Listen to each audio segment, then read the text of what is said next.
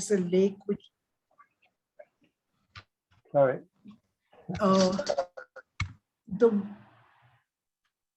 The one area that has remained untouched, more or less, is a lake which gets submerged every monsoon and dries up soon after. Within 2 or 3 months after the monsoon ends, the lake is dry. That's the only place where I can go and walk these days because everything else is like built up. So this poem is called Monsoon Lake.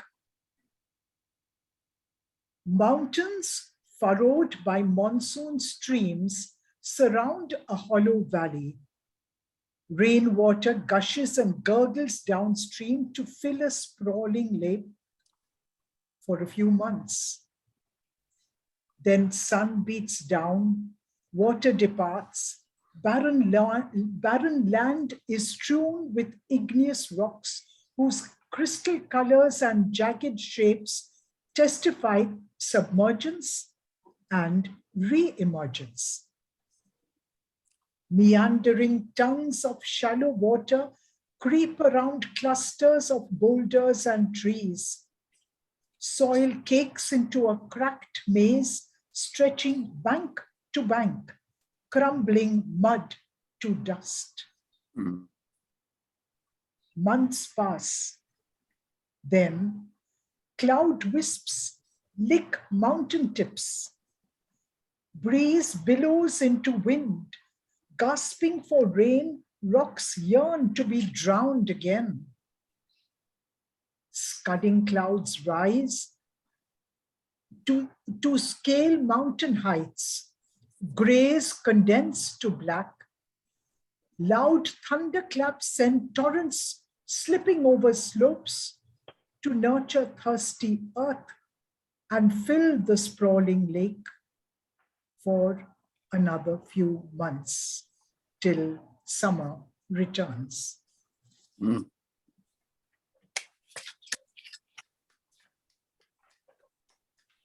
The next poem is in a very different vein. It's something I just wrote today after reading something which I thought was quite horrendous about school teachers being armed in the US and what's been going on there.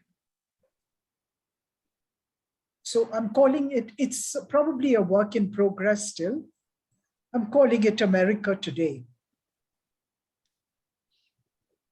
Shootings in schools, shooting in hospitals, shootings in a graveyard, not Bollywood, not Hollywood film shootings, but shootings with guns that kill.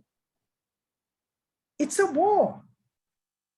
America is at war against Americans, a country at war against itself, ruled by legislators obsessed with economy and profit, fueling the war by refusing to control weapons of mini destruction. Only God can save America now. Thank you.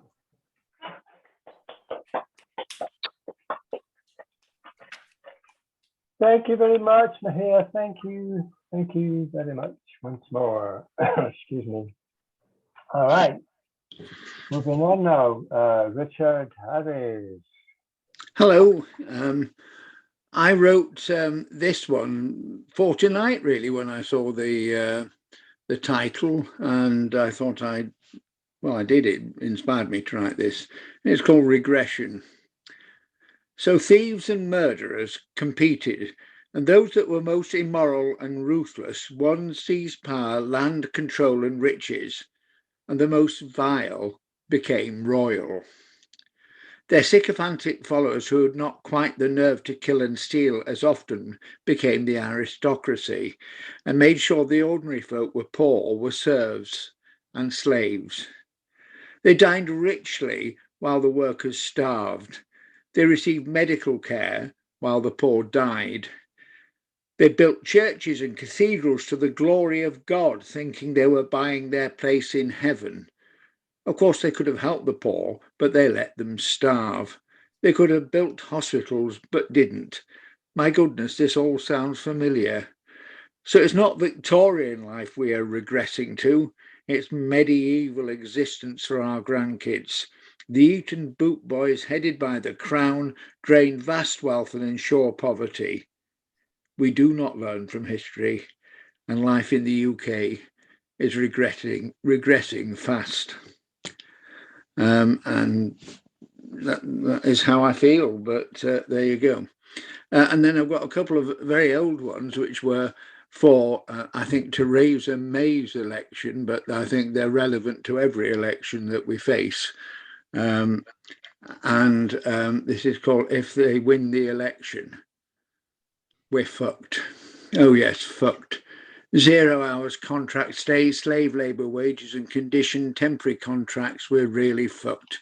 Changing the boundaries to make this sure the stories stay in, gerrymandering but formalised. Oh yes, we're fucked. NHS sold off to the Americans, making money out of illness and misery. Fucked. Yes, we'll be fucked. Cuts to police, sell off more police stations, build blocks of flats and supermarkets where they used to be. Voluntary coppers with no pay. Privatise police stations. Yes, we're fucked. Speed cameras operated by Neighbourhood Watch. Hospitals closed. We're fucked. Bedroom tax, no emergency payments, cuts in benefits, food banks to keep our citizens alive, bonuses for bankers, huge pensions for MPs, and pay rises. We're fucked, truly fucked. Racism rampant, sending immigrants back home and now to Rwanda of all places. Even if they man the buses, industry, the hospitals and every hotel in the country, oh, we are so fucked. House of Lords will stay, we will go to war, can't afford benefits, but bombs and bullets are fine. Oh yes, we are truly fucked. Sadly, that really did come true for the Theresa May election and the last one, and we truly are fucked. Anyway, then the final one is on a similar theme, blood on their hands. They have blood on their hands. They voted the Tory bastards in, gave them power and mandate to kill when they had caused such harm, such fucking evil harm, when they were a minority government. They have a mantra. It was to get Brexit done, as their misguided nationalism destroyed the Britain that they say they love. Independence for us? Fucking hell no. An American satellite on its way to war. The States has always more money for bombs, and so do we. When they say fucking jump, we will. Goodbye national health pay, fucking $5 for a hip. Police, hospitals, no way. More A&E and MIU will close. The French riot, bless them, when their retirement age is to rise to 62. They get it sorted. We fucking vote the bastards in when they tell us they hope we die before we get the fucking pension at 75. Corbyn was allegedly a terrorist sympathiser. They say this about a man of peace when they have been kept in power by an allowance paid for fucking alliance with a terrorist in the DUP. That's Ian Paisley's mob, for God's sake. The cunts. This lot cut. They let our citizens burn in Grenville Towers to fucking save money. And we, not me, not in my name, vote the fuckers back in. But we will get Brexit done. As you can tell, this is an old one. They have blood on their hands. Their kids, their grandkids, and those that follow will not forget. They will judge and damn them. They have blood on their hands. And sadly, everything that's been said about the last 3 elections is continuing this nightmare. Anyway, so I thought tonight was the appropriate time. Thank you. Okay, thank you, Richard. Thank you. Yeah, it's not a happy time to live in, so this is probably an apt night for it. Anyway, moving on, early slot requested, please. Julian, you're welcome, Julian. Hi, just a couple of poems. Crime scene Why, oh why, oh why, oh why, America? Where I come from, schools are temples, education is sacred, our holy ticket out of poverty. Your reverence for this steely religion is not worth the price. You worship at an altar with too heavy a sacrifice. When all is said and done, you just have too many guns. Amendments can be amended, but wounds from dead children can never heal. Did you not learn from Sandy Hook? Does the right to bear arms mean it's salmon season all year round? Your children are not fish in barrels, fired at and muzzled forever, gutted, gutlessly, leaving congealed entrails on haloed ground like spent shells, chalked outlines of miniature gods. Yellow taped evidence in ever expanding crime scenes. The pandemic claimed 1 million lives, not enough.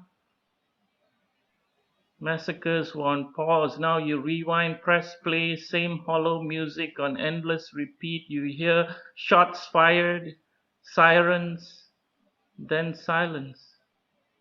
The world hears only the mothers wailing. End poem. Second poem, Vesper Flights, after Helen MacDonald. I read about how some migratory birds crossing vast oceans non-stop can catch sleep in mid-flight. Just snatches here and there and only at night. Sometimes with one eye open to prevent collisions. Isn't that how many of us lead our lives? Under pressure, trusting the wind to carry us, letting the air catch our breaths. Maybe we just need to land and rest a bit. I left the sky because your blue was overwhelming. Yet I still hear your cawing in the distance, this constant pecking for mealworms under bark, this incessant annoying tweets on my shoulder, this furious fluttering poking at my eyes, sucking my tears up like nectar. I am my own prey now. I tuck my head under my own broken wings and let these talons dig deep into this unworthy flesh. I am evolving, flightless, more earthed now, a groundling. I rather crawl into my own skin than feather this empty nest. Yet you say it was always about me. I say maybe. Happiness is a selfish thing with strings attached. You give in order to receive. They take and take and take until we both break. Some gifts are better left unwrapped. They are flying lessons in paper planes. We rise and fall, crash and burn. You fight the flow, then eventually learn to let go. Truth, yours and mine are like currents. They can part in separate directions. Acts of faith can't be taught. They come late in flight. Being selfless doesn't come naturally to me. I need to find solace in other lost souls first. Only those who seek will be found, they say, but even amateurs can be profound. It may be a while before I can rise above it all, go high, crest the night sky, shut both eyes and trust the wind again. Perhaps I'll meet you there on mended wings and a final whispered prayer. Thank you.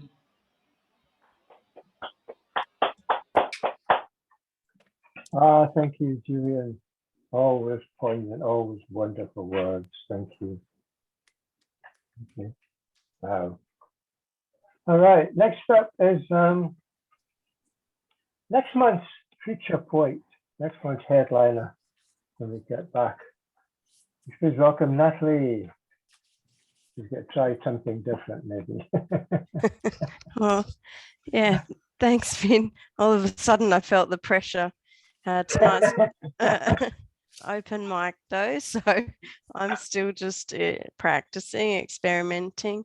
I've got an event tomorrow that I'm traveling into Helsinki for, and the headliners have been picked. I'm just on the open mic, but it's a poetry jam and they usually use backing tracks and so on. So I'm experimenting and I'm not really prepared well enough. So I'm putting myself on the spot tonight to see how I go.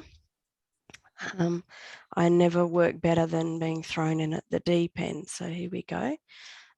I'm going to share my screen with you and hope that I can share my sound as well. So I'm taking a backing track from SoundCloud, which is an instrumental version of Avalanche in a slightly technological or techno form, or I'm sure there's a specific type of techno it is, but I don't know the specifics of techno. So this, you're probably familiar with this poem, most of you who are here, and I'm apologizing in advance if you've heard it before, but let's just see how we go with this track.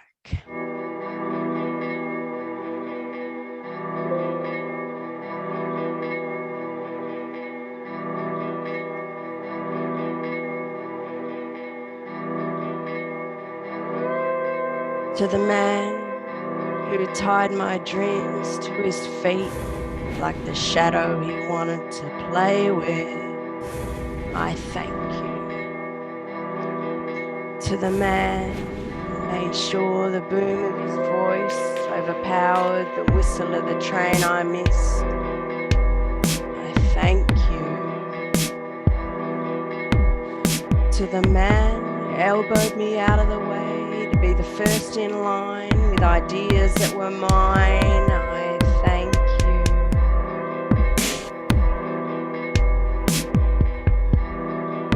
To the man who growled warnings at me like an old street dog when I peed on the pole, I thank you.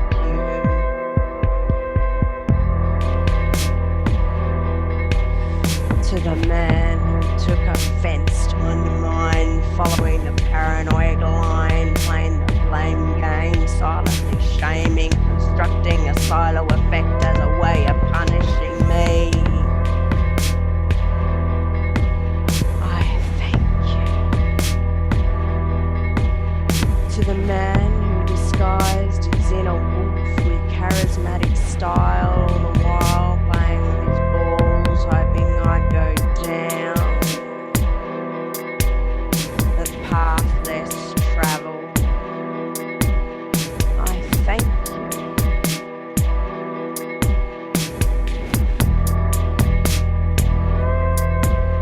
From you I learned the big bad world starts right at my feet. From you I learned trust and empathy are my own worst enemy. I see the strain of your lips cracked with bitterness, not having stretched for some time.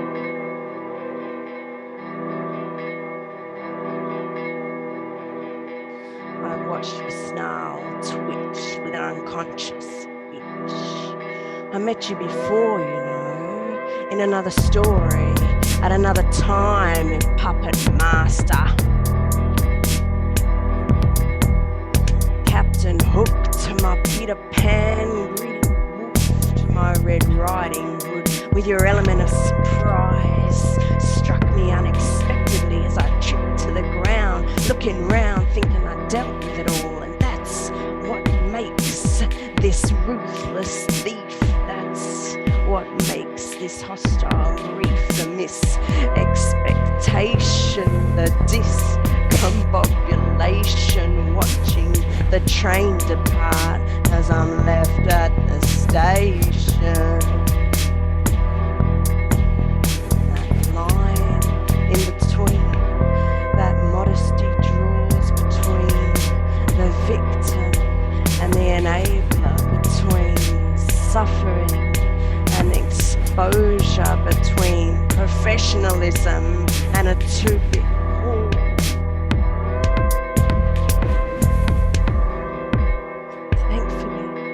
My thickened skin encrusts on the surface with every cut. The scab coagulates and scar tissue dulls the pain as my memory fades.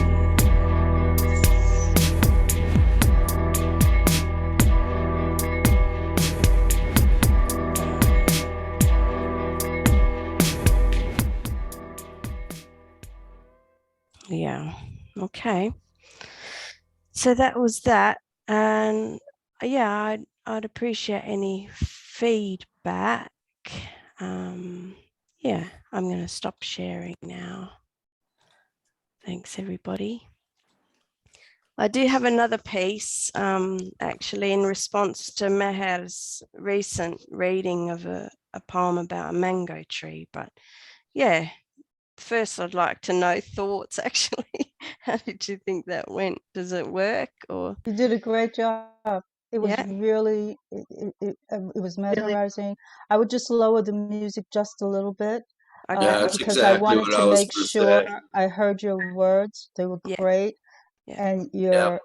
your timing in between the beats and everything. I mean, it really had me mesmerized, and I was really tracking that train and you and everything. And I thought you did an excellent job. Those kinds of Okay. collabs are really, really wow. Thank you. Yeah, I think Thanks. we're Yes, all pretty much feel the same way, that the piece was great. Just keep the music down a little. Music Yeah. down. Okay. I agree with that, because I was Yeah. glad I'd got the sheet to read, because I might Yeah. have missed some words, not all of them, but I just thought it would just a Yeah. little bit lower in the music and it would be fantastic. Well, it was Great. fantastic, but Yeah, it was you could, great. it was stunning, mesmerizing and lovely, but I just wanted the music a little bit softer. Yeah, that's good feedback, though. Thank you, because you I know- do. I'm glad we're chatting. I was about to try and type all that. Well, I have one comment. You know, with the music at the level it was real like Nick Cave-ish, as Yeah. I put in the chat, and I really got into it Yeah. with the music like that. It really sort of felt in body, you know, like it was the rhythm inside. Yeah. Thanks, Leslie. Good. Yeah. Oh, very good. Thanks, everyone. Natalie, I also thought it was very interesting. I liked the way your voice kind of rode just above the sound and then back down. I didn't mind the mix in there. I didn't mind the rich music myself. I thought it gave it that kind of lost in the mist sort of feel. I thought it was excellent. Bravo. Okay. Good. Yeah. Thanks. Okay. Richard, me too, Natalie. boogieing along to it there. The heads are going. Music was fine. I wouldn't change anything, Natalie. Thanks. Everything was awesome. Oh, thanks, Lantern. Lovely. Hey, I did have that other poem, but I might leave it until next time when I have a bit more time. Hey, Casey, plenty of time just now. We don't have a headliner, so we've, if you want to leave it, that's fine. Yeah, it's for Meher, but maybe you come next time, Meher, and I'll do that for Oh, you. okay. Thank you. Okay. Yeah. Thank you very much. All Thanks, everyone. Criticism as well. Thank you very much. I appreciate All right, it. next up, Andy N, mate. Andy N. Hey guys, hope you're all good evening. That last piece was tremendous, Natalie. Really was, because I do a lot of mixing music myself, and I've got a band going at the moment. I do the music for it on top of a spoken word friend of mine, and it worked really well. I think it was too high a little bit, but keep practicing it. Yeah, really good. Okay, right. I'm going to do two pieces of flash fiction tonight. I think they both kind of cover Finn's theme here, but not in a direct way. One of them is almost a true story. I'll let you work out yourself which one of the two it is. The first one is called Missing the Bus. Missing your bus, you see, after a few minutes, you are not the only one, as 2 and 3 people arrive at the stop right at the back of you. Has he gone early again? The first one, an elderly lady, said. At least 5 minutes. The second one, another elderly lady, carried on before the first one could carry on with her sentence. When is the next one due? The third one, another elderly lady, carried on the train of thought before looking at you and carrying on. Well, I don't know. Your answers stumble out There's nothing on the bus stop. That's typical, the first started. The you for today, the second tutted. Can't you check on your phone? The third asked you directly. You pulled your phone out of your pocket and saw it said it would be due in 5 minutes. 5 minutes, your words stumbled out. I bet it won't be here in 5 minutes, the first lady started again. More like 15, the second one cut in. Or 20, the third one finished off for the three of them. How about never? You snapped. I could be here all turn to you ladies. The three of them circled each other and started arguing. I've always hated you. The first snapped at the second, before the second turned to the third. I wish I slapped you after you slept around Barry. The third simply punched the first. Thankfully, the police had arrived by the time the bus arrived. Okay, on to the second piece. Second one is called Alien Invasion. By the time the 256 bus arrived outside Stratford Library, over 30 minutes late, both Andy and Amanda were both starting to really overheat. This is the last time I'll let you drag me all the way down here, Amanda said. It's not my fault, Andy responded. He says it should have arrived 25 minutes ago. I'm not waiting here all night, Amanda snapped. I'm going to go and get a taxi. Thank God. Andy stopped her as the bus pulled up in front of them, before swearing as two children got off the other side of him. Jesus, see that? See what? Amanda looked at him. Two Martians. His words dangled out. What were you drinking before in that cafe? Amanda snapped at him. Nothing. Andy tried reasoning and grabbed one of the Martian's hands. Amanda pulled him off. Leave that child alone. Andy yelled, that's no child. That's a Martian. The bus driver then cut in. For fuck's sake, are you getting on or off? I'm running late already. Andy tried reasoning with him, but Amanda dragged him on. I've had enough. We've got a long enough journey home. You can't. Andy spluttered and made a final, desperate attempt to grab the Martian. It pushed him away and pulled out a laser gun. After they'd killed everybody, one of the Martians transformed into the bus driver, and at the next stop, they picked up 8 more Martians and carried on for the rest of the route. That's me done, guys. I'll see you all later. Yes, mate. Thanks, Andy. Well, obviously the second one was true. Progress. First. A memoir. You get pissed off with buses and people on buses as well, definitely. Yeah. All right, let's move on. Welcome back. Focus.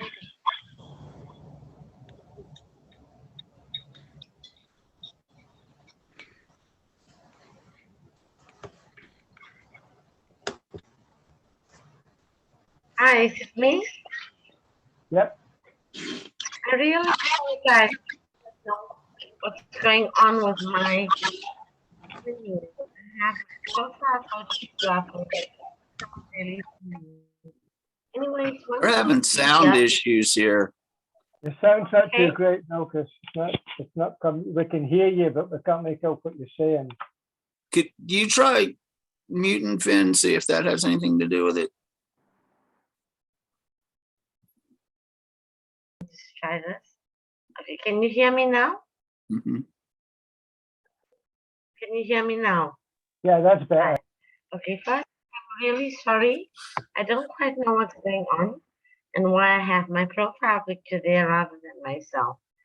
I had my hair colored and makeup put on so that I could have looked slightly more appealing.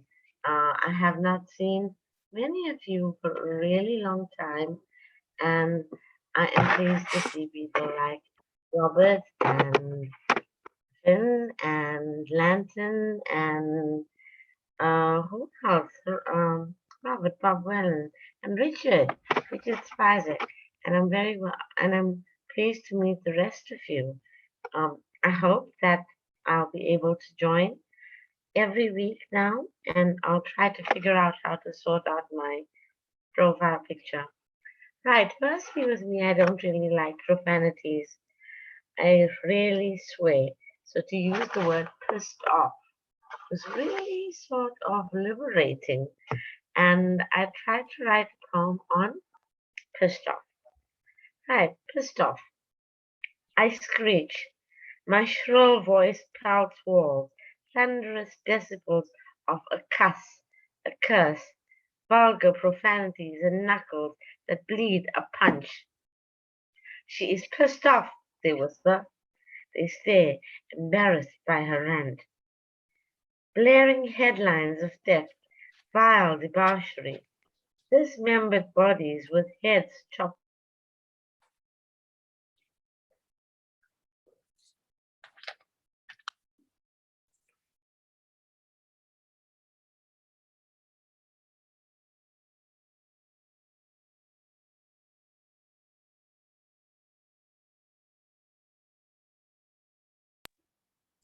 You've either frozen or dropped out, Yes, Bilkis. it seems to have gone again halfway through a poem. What a shame. Lucas, you seem to have gone. We'll come back to you later on if you can get back on again. So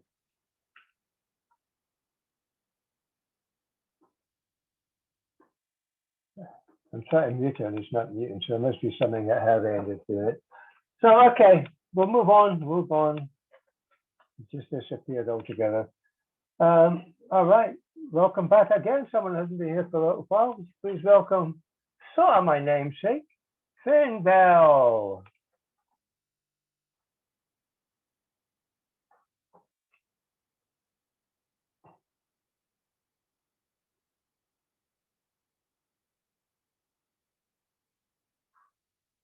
Oh, this is fun.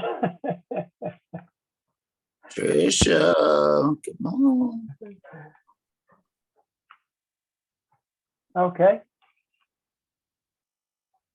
No response from folks. We'll just keep moving on down the list. And we know he's here.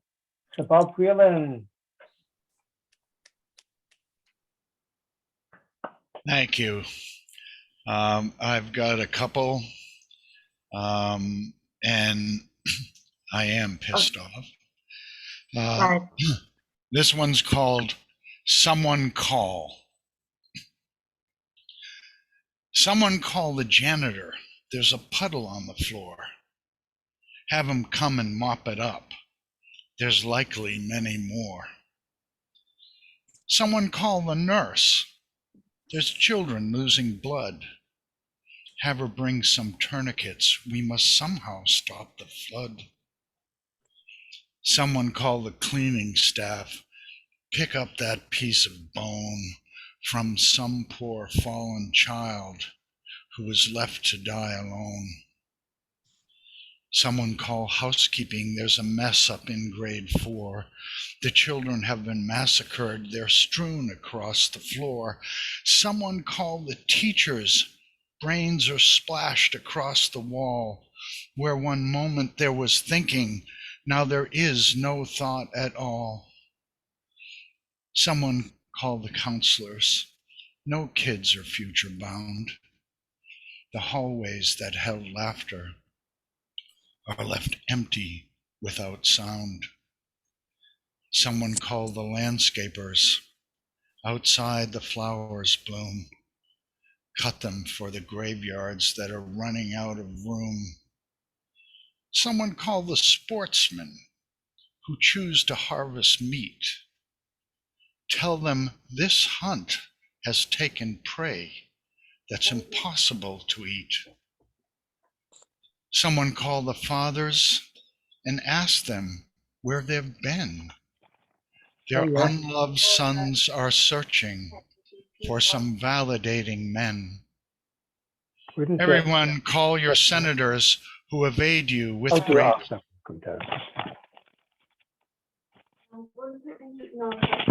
going to put the heating on for 2 minutes. Hey? I'm going to put the heating on for 2 minutes. Okay? Go ahead. Yes. Sylvia, you need to mute.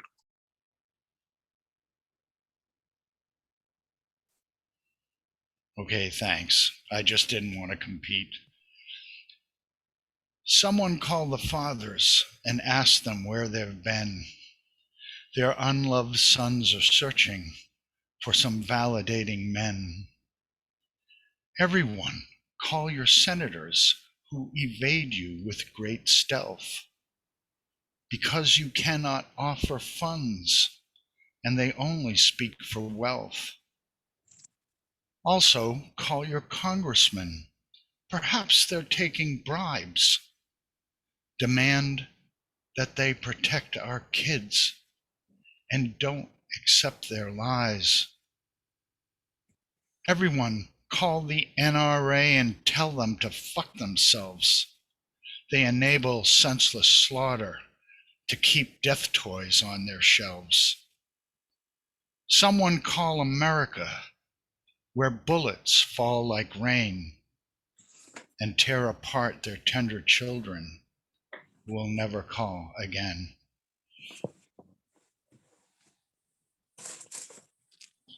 And I've got a second one, if that's okay. This one's called There Is Only Suffering. There is only suffering, that's what the Buddhists say.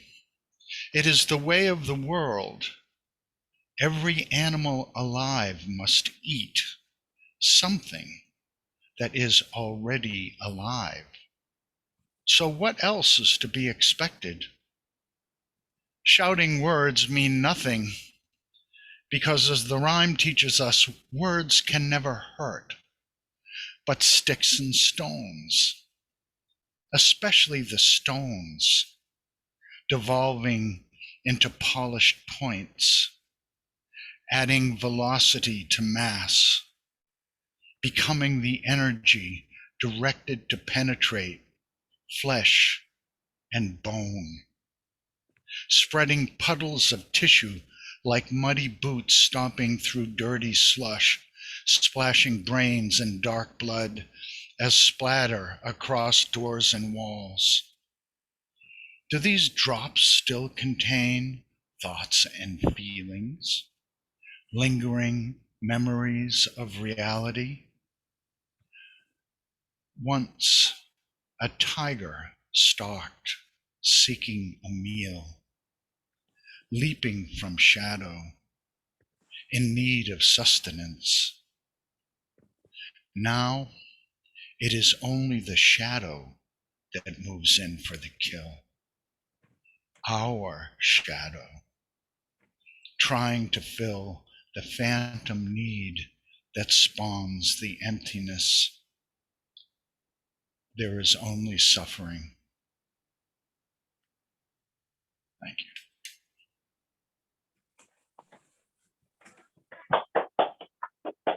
Thank you. Sorry about that, Bob. I couldn't get the thing to mute during the thing. I'm pushing it. It wasn't working. Sorry about that. I apologize. There's only suffering. It's a night, man. That's right. That's right. Yeah. Thought Mercury is supposed to done all that stuff just now. Anyway, Finn Bell is ready now, I'm assured. Good afternoon, all. Sorry about that. So I'm going to just share 3 pieces. I hope the first 2 are somewhat according to theme. And then the last one will sort of be a palate cleanser. So this first one is called A Prayer for Sense. I am the patron saint of that new movement of thought and consideration of consideration. I can be that. You can be too. You see me dot the sky, burnish clouds, but do not stop to marvel at the wonder of me existing at all. I am upon my belly, parting grass, making the soil sigh her contentment as my body creates communion between us. But you do not mind your step. You are not Our Lady of the Immaculate Conception, and I am not original sin. I am the soul capable of ascension, but also the body condemned to an earthly demise. I cannot take you up with me. should my body squeeze in sideways through the pearly gates. Be honest with yourself. If you were me, you would divest yourself of the burden of your self-importance. Tell the truth. You would drop yourself in mid-flight too. I am the mother and the daughter and the holy sanity of keeping my own counsel amidst stupidity. It is here I draw the line, not dying and resurrecting this weary corpse, so that your ignorance may be forgiven. Sa ngalan ng Ina at ng Anak at ng Espiritu ng Kaliwanagan. Amen. And so last month was Asian American and Pacific Islander Heritage Month. So I let out a little bit of vinegar and vitriol. This is called Things My Pinay American Ears Should Not Have to Hear, a list poem. Pinay meaning a slang for Filipino or Filipina. Things My Pinay American Ears Should Not Have to Hear, a list poem. I would like to share with you a list of actual things said to me over too many years. I would like you to know how my reaction in each instance ran an expanse of ashamed, stunned, to briefly resigned to angry. I would like you to know I am not always proud of how I respond to these utterances in the past. I would like you to know I put my foot down now and say no. Please watch the words that emerge from your mouth. Ignorance cannot be an excuse to stand behind. Do better. Words slung recklessly cause damage and hurt. Do better. Number 1, these Pinay American ears have heard you call me pretty ching-chong girl, geisha girl, island girl. Keep your fetishes to yourself. 2, these Pinay American ears have heard the curiosity in why is your skin not white and your eyes not blue? America, land of immigrants, color allowed, but the palate limited. 3, these Pinay American ears have heard the disbelief in, but you speak English so perfectly, as if this raises my percentage of credibility, of Americanness, of worthiness to stay. 4, these Pinay American ears have heard you ask me, no, where are you really from? You be baffled, pissed off if you were asked this and not believed over and over. 5, these Pinay American ears have heard beautiful Tagalog phrases like kamusta ka, maganda ka, salamat, mocked and mangled. Are we supposed to simply smile and feel honored? 6, these Pinay American ears have heard you wonder if people in the Philippines lived in houses or mud huts. The savages have running water and Wi-Fi connectivity too. 7, these Pinay American ears have heard you give up and declare, I won't even try to pronounce your name. Each syllable of my name, phonetic, is as it appears, no excuses. Number 8, these Pinay American ears have heard the snide asides. Filipinas are only ever after a foreigner and a visa. My parents, my family scraped together meager funds, slogged through hardships and heartbreak, held hope to get to this promised land. Consider carefully the absurdity of this claim. The next time a Pinay housekeeper cleans your hotel room or a Pinoy nurse soothes your ailing grandmother's fever. Number 9, these Pinay American ears have heard your intended placating inside of intelligent and industrious, molding us your model minority, more us than them, wanting us to be that divide. We will not provide that wedge that alienates our brothers and sisters. 10, these Pinay American ears have grown weary of what they hear. These benign American ears will not listen to you anymore. And then I want to close out with the palette cleanser, I guess. I created some seasonal haikus in a workshop this morning. So starting with summer and moving along the seasons. Rain sates summer's thirst, sky reluctant to be gray, but understands grief. The first leaf turning knows the meaning of patience. Understand death calls. Snow becomes blanket, shelters her slumbering charge. Here dwells dreams of the sun. Tenacious poppies are the first to show their heads, teach us to rise up.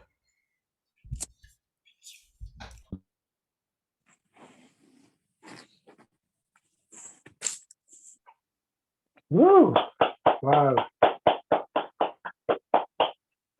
Thank you very much. Thank you. That was needed said, shall we say. Many things needed said. Thank you. Powerful stuff. Thank you. All right. Fred one, Bob. Now we're getting 12, Bob. Bob Gagnon, please. Thanks, Finn. Well, as we've seen, there's been lots of people that are pissing. Excuse me, Bob. Bob. Excuse me, Bob. Rather than your sound's gone funny, Bob. Yeah, Bob. Pissing them off. Yeah. Yeah. Bob, your sound's not working. You're frozen. Yeah, if you could turn your camera off.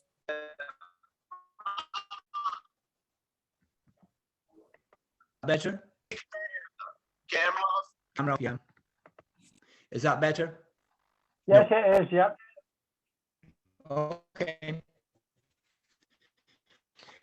So tonight I'd rather concentrate on the victims of the actions that the pissed off people give us. The first poem's called A Yemen School.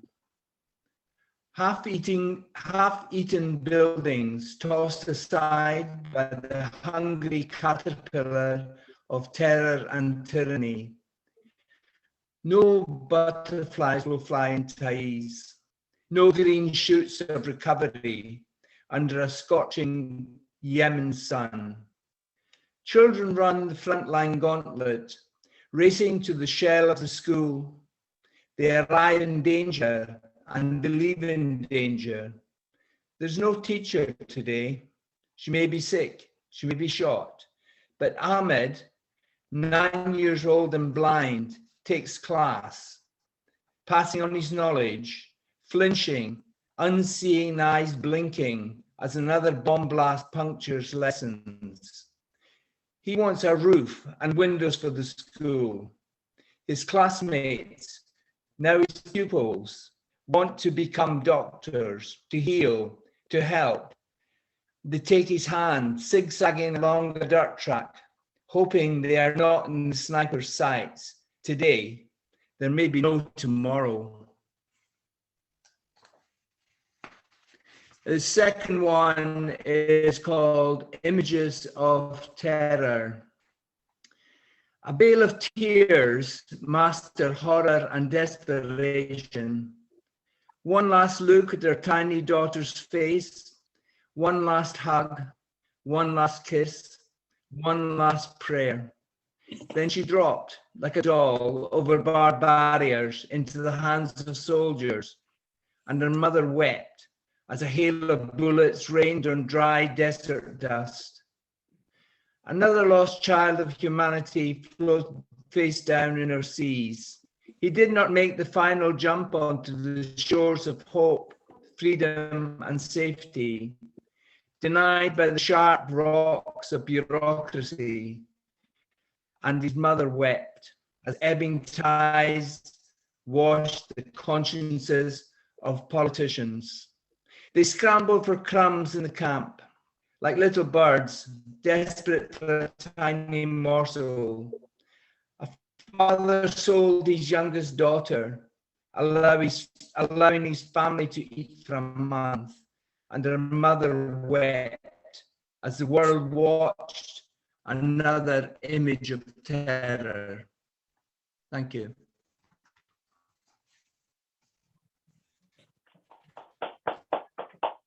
Thank you very much, sir. Thank you.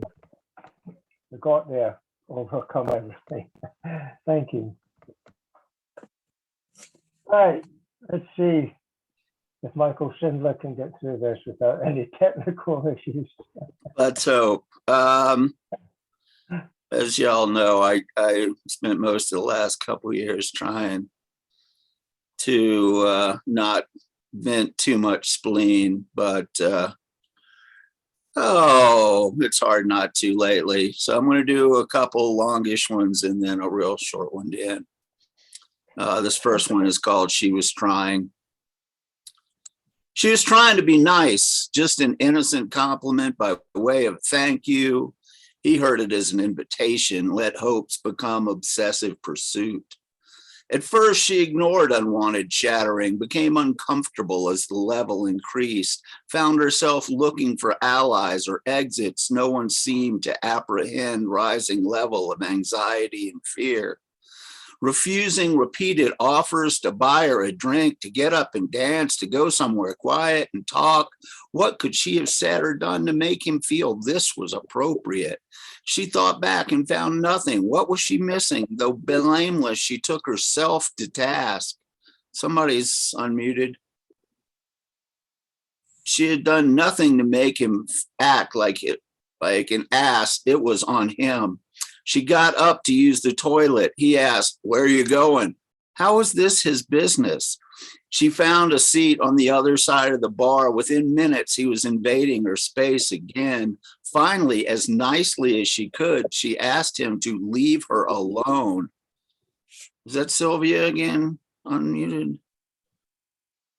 Fury flashed, flushing his face.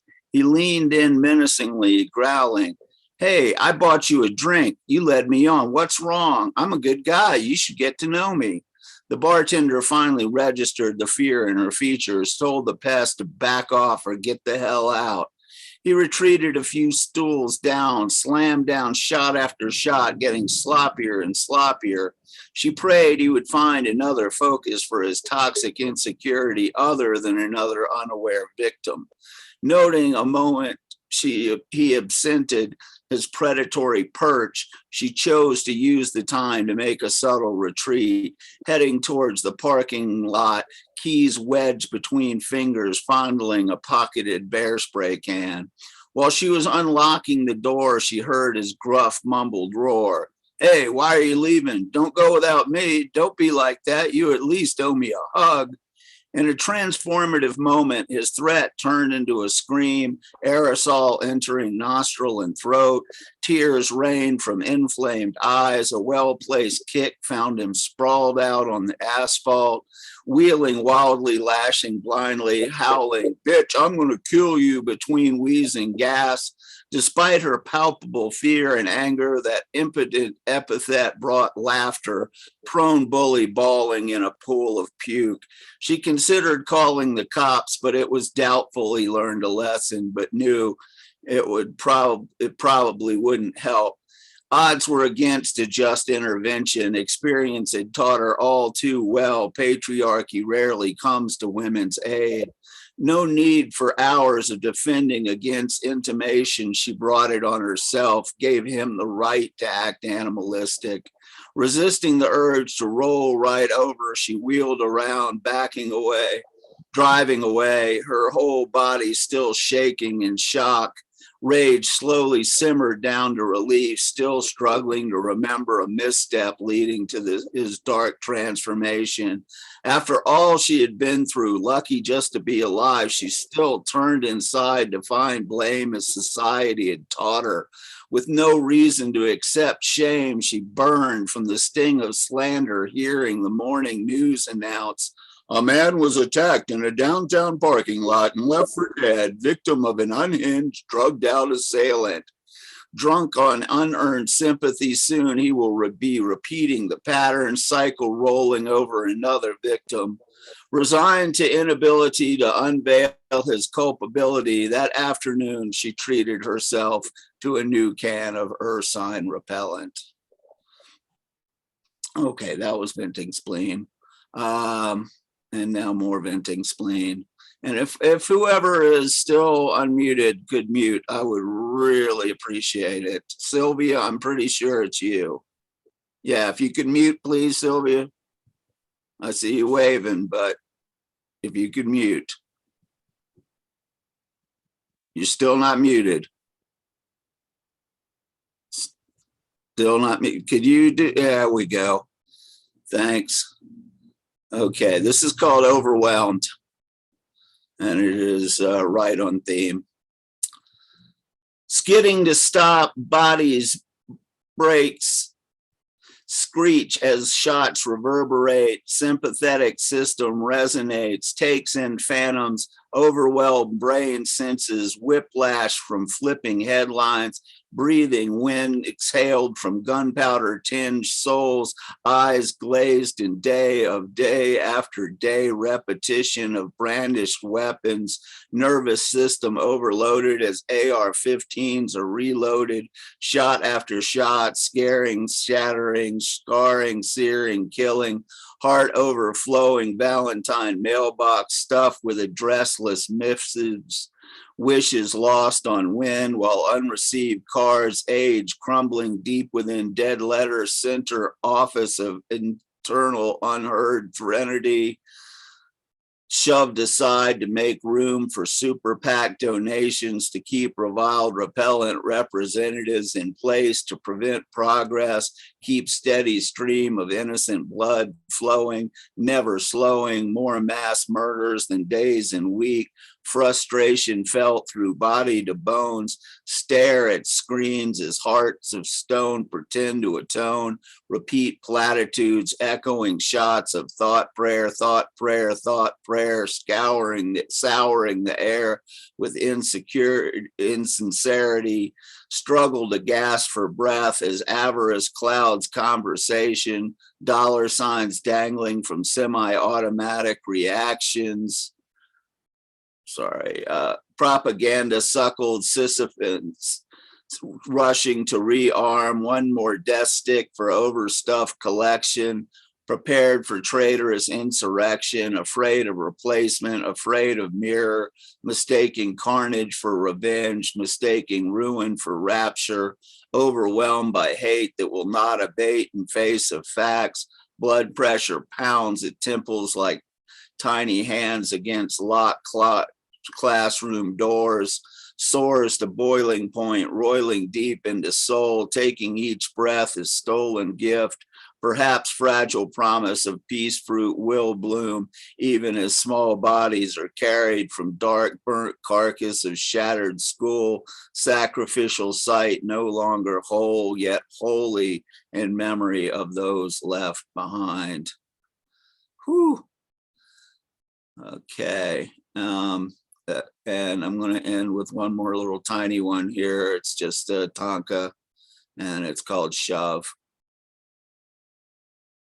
Take hopes and prayers, hypocrites, lame excuses, shove them up your ass. School shootings every week. Lives matter more than your guns. Okay, thank you.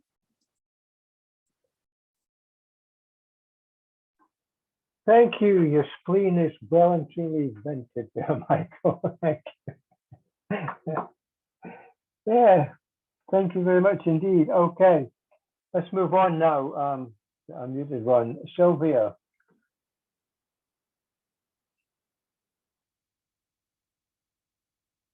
You can unmute yourself now.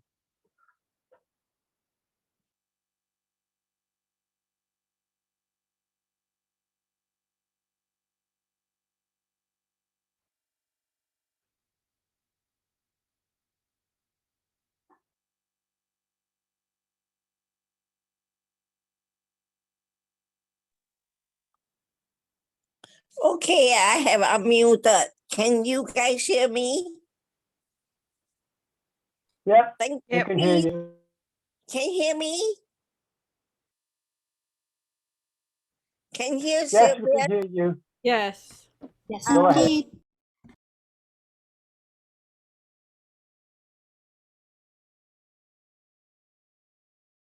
I read after this, I got to go to sleep for a short while and head to work.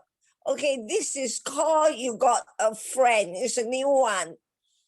To know a friend need a lifetime, you got a friend. There's no need to be in a hurry, you got a friend. There's no timeline, just enjoy the friendship right along the way, you got a friend. There's no right or wrong moment, you got a friend.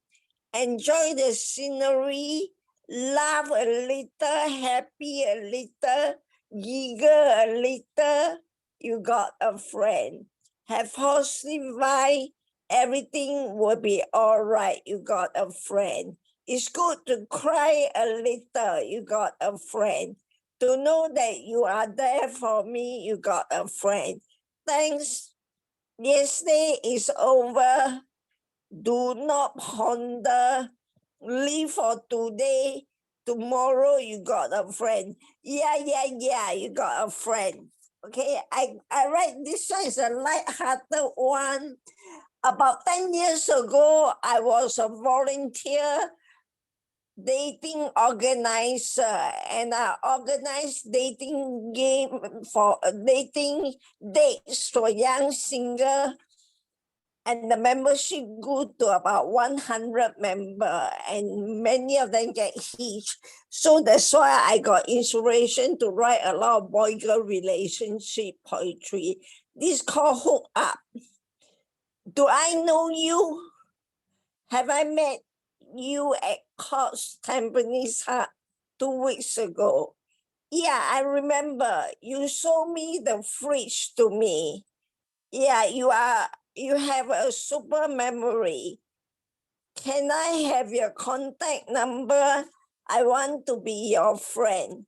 Sure, let's meet up. Let's meet up this Saturday at Courts Tampines Hut.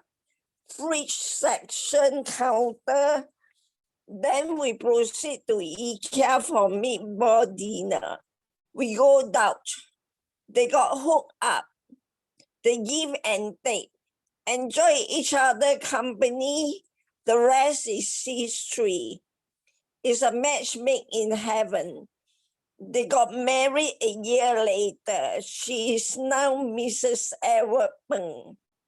I got a very short one. It's a little bit scary, but it's a real one that happened to me about more than 30 years ago.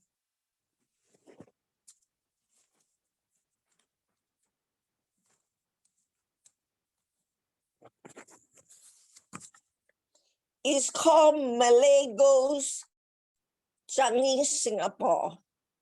The room was eerie at Barbecue Bungalow opposite Singapore Airlines SIA Sports Clubhouse, Changi, more than 30 years ago.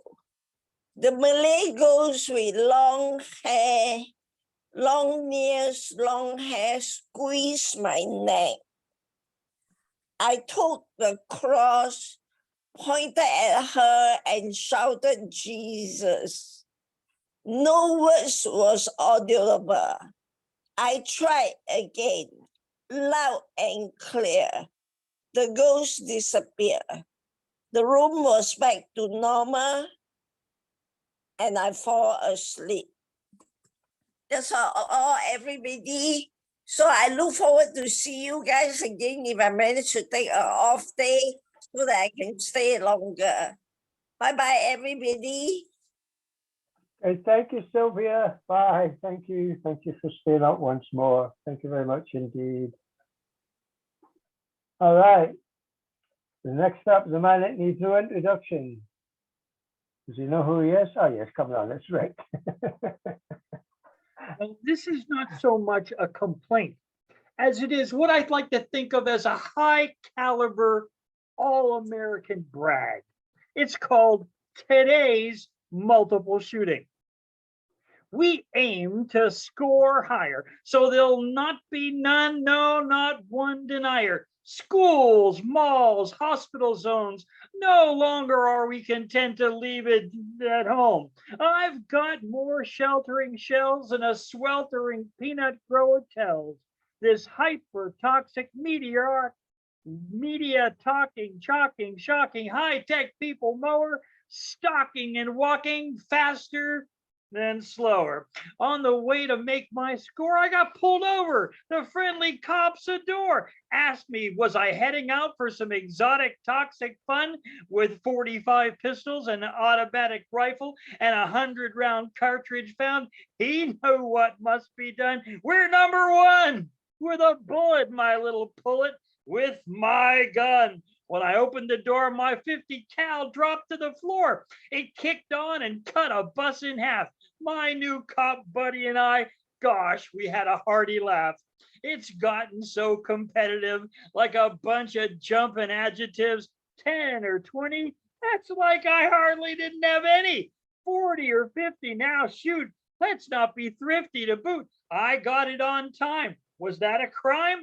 60 or 70, you'd think that'd be plenty, but 90 or 100, now for sure that number ain't irrelevant. Going out in a blaze of glory, sure I'm a son of a bitch, but that's my story. What's in it for me? Beyond the beautiful glory, oh, say can you see, I ain't no senator's son, but with a talented palliative bullet, I can put it out and still be number one, no doubt. The coppers were all waiting outside. They all feared if they entered, they might catch that long, dark ride. They'd later confide to the news all the ways they sought to confuse. Wasn't they recently trained so well in SWAT? Well, I guess, my brother, they must have just forgot. He was stunning, they said, dressed all in black from his heel to his head. When he drew his laser bead and began his attack, you could hear him scream. You could hear the flak, almost obscene, with his sails off the rails, off the rack.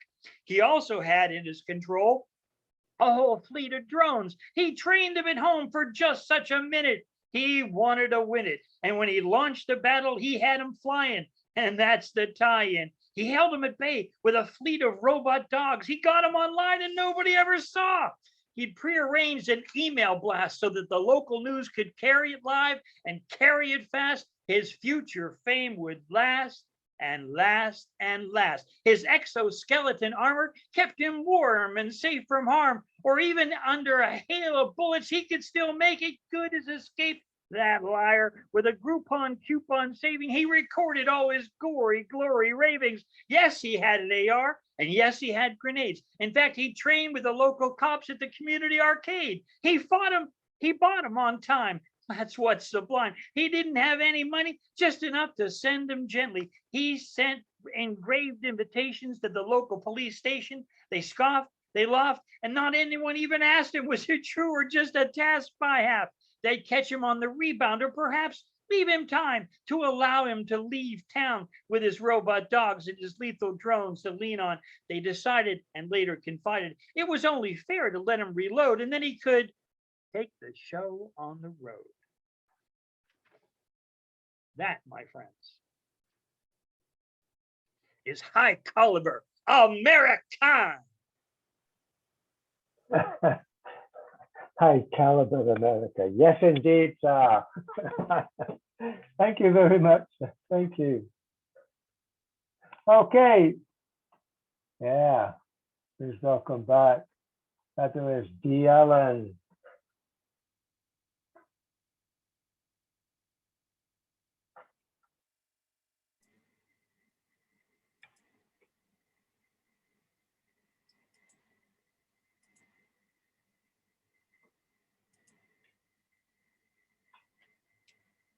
From the Indian online publication called Arc Magazine. This is called Lack of Affection. I find it difficult, if not impossible, to show a scintilla of affection, any lick of forgiveness for those who toss plastic bags, plastic bottles, aluminum cans into green compost bins, to toss blackening banana peels, orange rinds, moldy bread loaves in with recyclables, dump corporate chemicals, discarded toys, machine parts into the gutter, and above all, the things growing, living elongated stems from trunk to crown, depending upon for making oxygen, food, shade, or admiration for ecology's works, are cut down or burnt down, and such person have dry eyes when they're finally gone.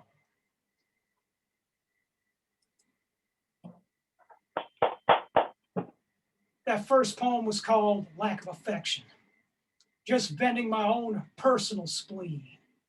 And the last one, I'm not going to use the share screen feature for it all, but it comes from my new and 7th book, Plans. From pages 28 to 32 in the book, and this is a persona piece, folks. This is called Promises Over Promises. Before I go into the rest of this, can any of y'all hear me okay? Good. Promises over promises. Dear friends, we've known each other for quite a while, for years, perhaps decades. During that time, our company has been the first name in bringing you high quality products and services. Ours was a name you could trust.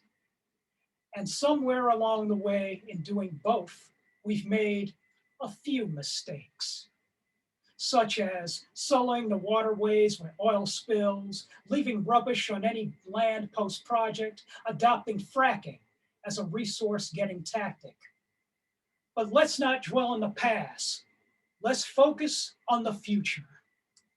As part of our new sense of commitment and damage control, our company resolves to do more for your delicate, finite planet and you and our stockholders, because we care about avoiding costly lawsuits, and the less public outcry, the better. We have the power to make the healing of where we live happen. We'll build garbage trucks that run on natural gas. We'll build new homes, all electric, no gas lines. We'll manufacture European-style cars that run on clean burning diesel. Granted that they don't belch smoke past the initial test. We'll make cola sweetened with stevia, loaded into plant-based bottles using less plastic. We'll provide drinking water to victims of natural disasters at 4 times the regular price. We'll set up rows of solar-powered electric rental bikes so you can ride around the city and spare the air, like that car company from Michigan, USA. You know the one. And pretty soon, you'll learn to forget how air quality and human lungs were ruined for over a century. And hey, we'll even have our executives finger paint themselves green, head to toe, and those hard-to-reach crevices live on camera to show you how dead serious as fuck we are in our environmental endeavors. See the evergreen forest and deep blue sky photos on our website. See the wide ocean and lush green pasture images on our ads. See, we want clean air, clean soil, clean water as much as you do. And all this natural splendor can be yours if you just believe in the company line, lock, stock, and thick cock, and pay up today.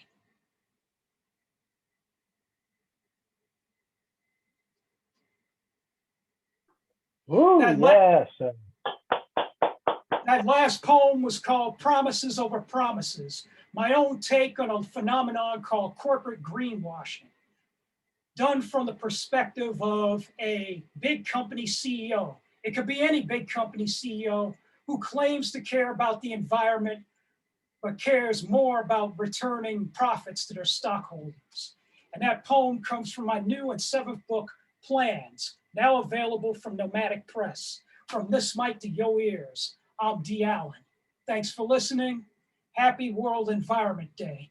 This open mic spot is dedicated to New York City's own No 11.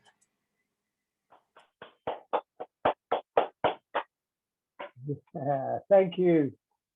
Thank you, Dee. Always a pleasure. Always a pleasure to have you in this space. Thank you. All right, there he is. Next up, back safely home. I can see in Toronto. Look at Jeff Cottrell. Okay, so this is called Trying to Break into the Group Conversation. So this is a nice restaurant. What did you guys order?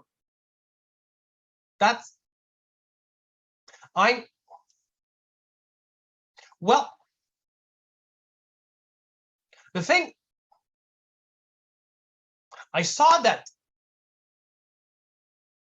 Yeah, that if I know what you, I know somebody like,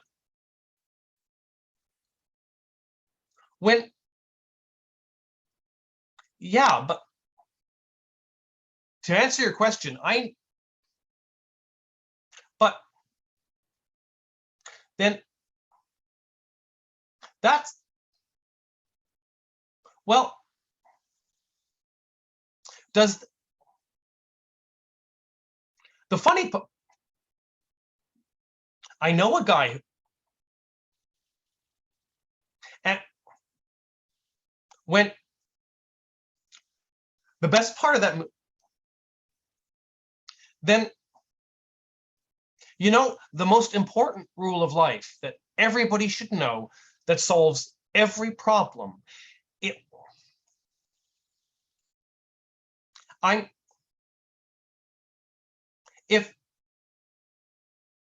Well,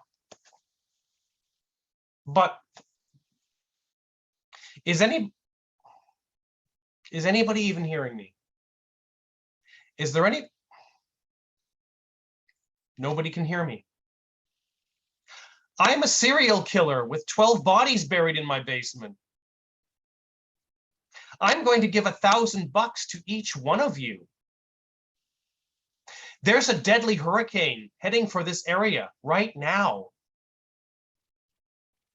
I know for a fact that the chef peed in all of your dishes. I have undeniable proof that God exists and that he hates people who listen to rap metal. All of your flies are open, wide open. I'm going to leave now without paying my share of the bill. Bye, assholes. That was called Trying to Break into the Group Conversation. If you have some time on Friday morning, I'm going to be interviewing our Australian friend Skylar J. Winter and artist Neshka Turner on Zoom Friday morning about their new collaborative book, Shine. That'll be 11 o'clock in the morning UK time. If you're in the US, you got to get up early. It's at a silly time. But I will put the Eventbrite link to that event on the chat right now.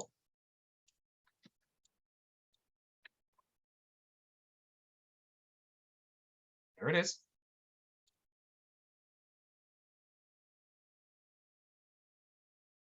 And more stuff coming.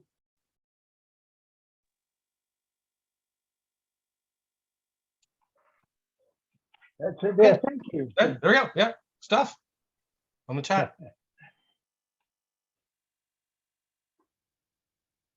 You want more? Yeah. Do I have time for another one? Yeah, you got another one, of course.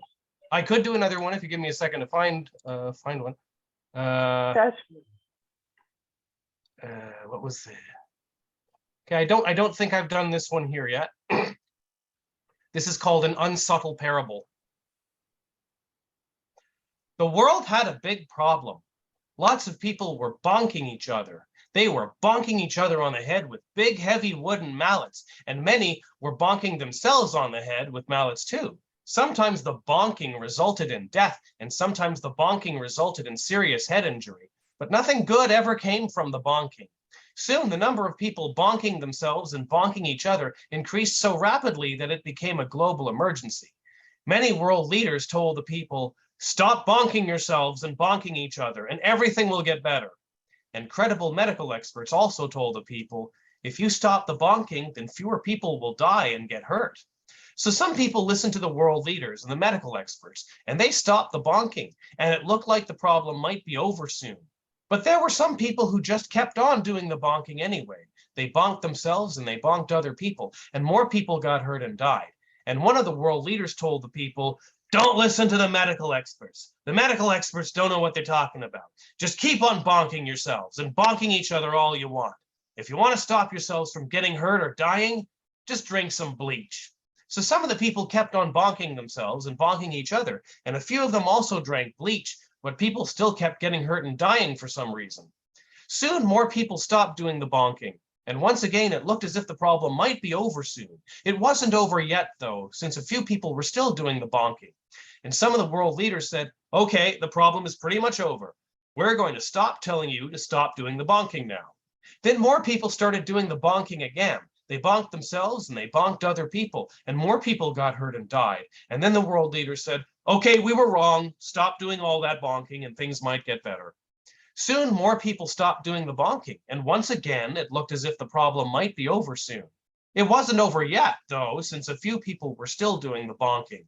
And some of the world leaders said, "Okay, the problem is pretty much over. We're going to stop telling you to stop doing the bonking now." But then more people started doing the bonking again. They bonked themselves and they bonked other people, and more people got hurt and died. And then the world leaders said, "Okay, we were wrong. Stop doing all that bonking and things might get better." But by this time, a lot of people had grown tired of being told to stop doing the bonking. They said, "But it's our right to do the bonking. We should have the right to bonk ourselves and bonk other people all we want." And the world leaders and medical experts said, "But we're just trying to stop people from getting hurt and dying." And these people got angrier and said, "Why are you trying to take away our freedoms? Stop taking away our rights and freedoms." And the angry people held huge public demonstrations in which they just kept on bonking. They bonked themselves and they bonked each other, and it went on and on. And the world leaders just shrugged and sighed and said to the angry people, "Okay, fine, whatever." So the world leaders just stopped telling all the people to stop doing the bonking, and the people just went on right on doing the bonking. And everybody just came to the unspoken conclusion that they would have to learn to live with the bonking. And they're still doing the bonking today. That is my unsubtle parable.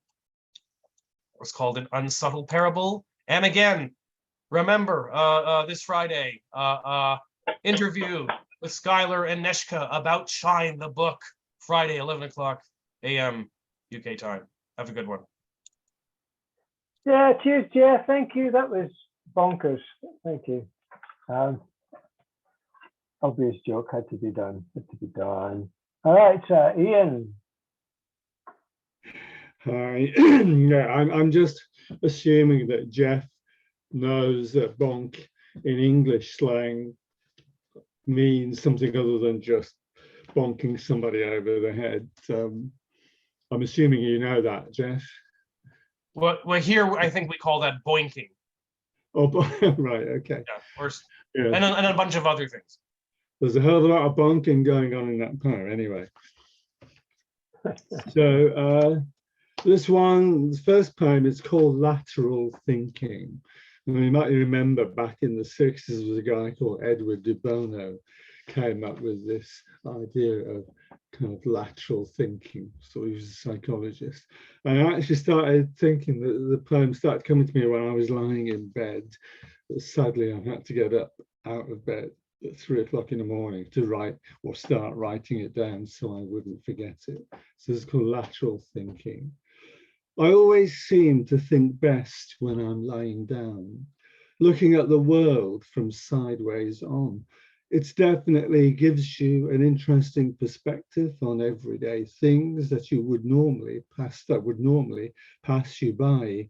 For instance, How grippy the earth seems, with gravity holding walkers fast as they appear to ascend sidewalks that magically hang vertically from the sky. It really presents you with a fresh angle from which to observe life going on in the big world outside. So if you see me give you a sideways glance, please try not to be upset or take offense. It's just a habit I've recently gotten into, and I'm simply sizing up anything that passes by me as I'm measuring up the passing time, working on my lateral thinking, resting on this comfy bench. Cheers. Next one. I think this is a revised version of a poem I wrote some time ago. It was a prompt we were given to write a poem based on a poem by Sylvia Plath. I came across this one called Lady Lazarus. I think it's in the Ariel collection. So I just changed one letter in the title. So my poem, my version is called Lazy Lazarus. Okay, and on the theme of being pissed off, I'm still imagining Lazarus being pissed off and saying, why are all these people trying to wake me up? I'm having a really nice, peaceful sleep. So, Lazy Lazarus. The cool scent of fresh, dark earth. It's such a comfort lying here, taking the weight off these tired feet. Bliss.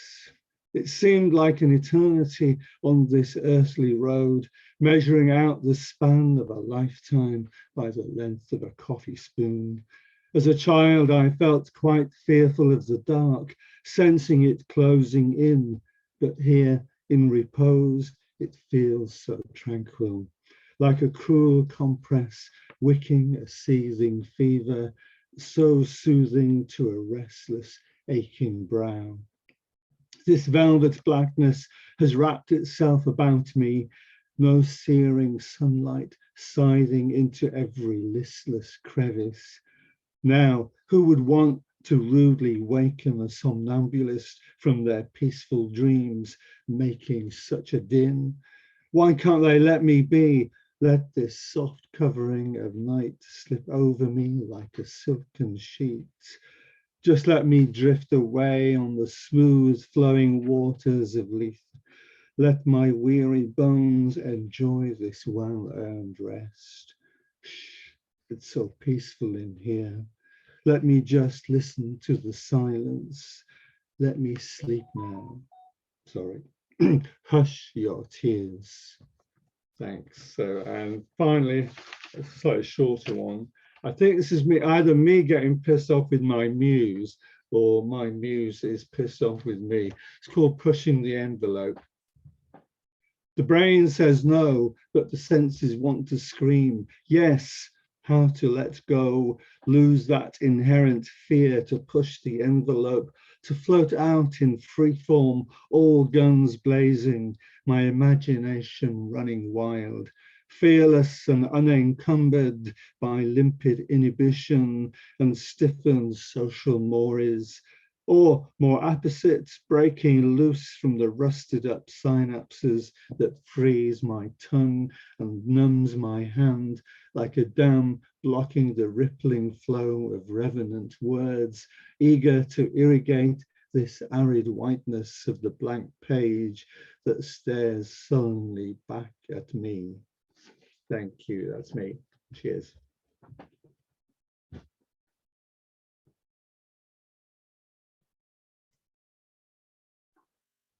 Thank you, Ian. Thank you very much indeed. Thank you, sir. Fabulous. Next up, Mr. Lantern Carrier. Thank you, Finn. When the light of dawn awakes, when the sunlight catches this soul on the Elysian lap of paradise, I pray my words echo in your core, my spirit whispers in the magna of your being. I am right here. I've walked only through the sunrise to a realm that heaven has made ready for my respite.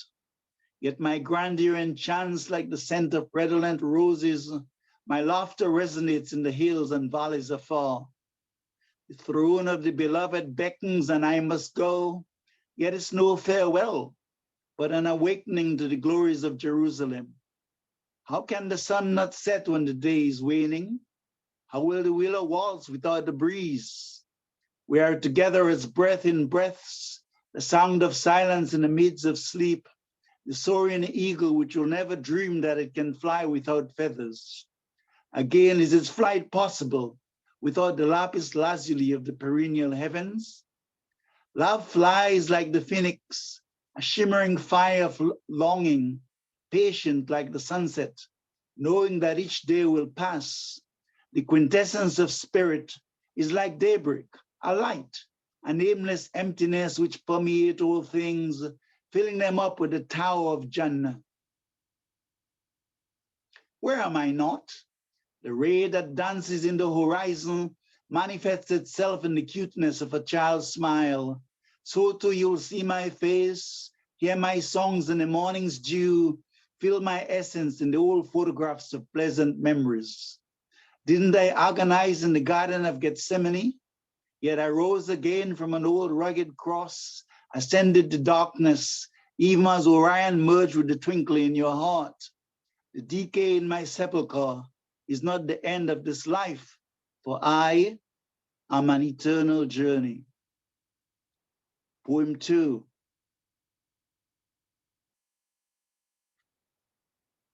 When I am gone, remember me, not because I saw in you the light of my beloved, not because of the sweet inspirations whispering through the magnificence of our souls. I have made a covenant in the sanctuary of thy heart. My breath, like the grace-like enchantment of a ballerina, floats effortlessly in the ether, and yet remember me not for these things. I have sung songs in your spirit, woven a magical tapestry of the heavens, my words a lover's paradise in the celestial spheres. Remember me not for these things. You will find me in the supernal beauty of a glorious dawn, the fluttering of your heart when, like twinkling stars, I waltz through the constellations. Yes, your eyes will sparkle at the wonder of the firmament and say, this too is him. For out of the frailty and infirmity of this bodily temple was squeezed the last ounce of splendor. When I am gone, remember me. I will be in the delicacy of the snowflakes in a winter's morn, the purity and innocence of a child's smile, and the sweet cadences of cosmic light. I will be in the radiance of your sunset, and in the sand pebbles you will find my gems. The greatness of the horizon's edge will give you a sweet and tingling inner glow, and you will know that we're meant to be. When I am gone, remember me. Remember me. London Carrier, thank you. Sir, thank you very much, sir. Thank you. Thank you. All right, presumably ready, guitar man at hand. This Alexandra.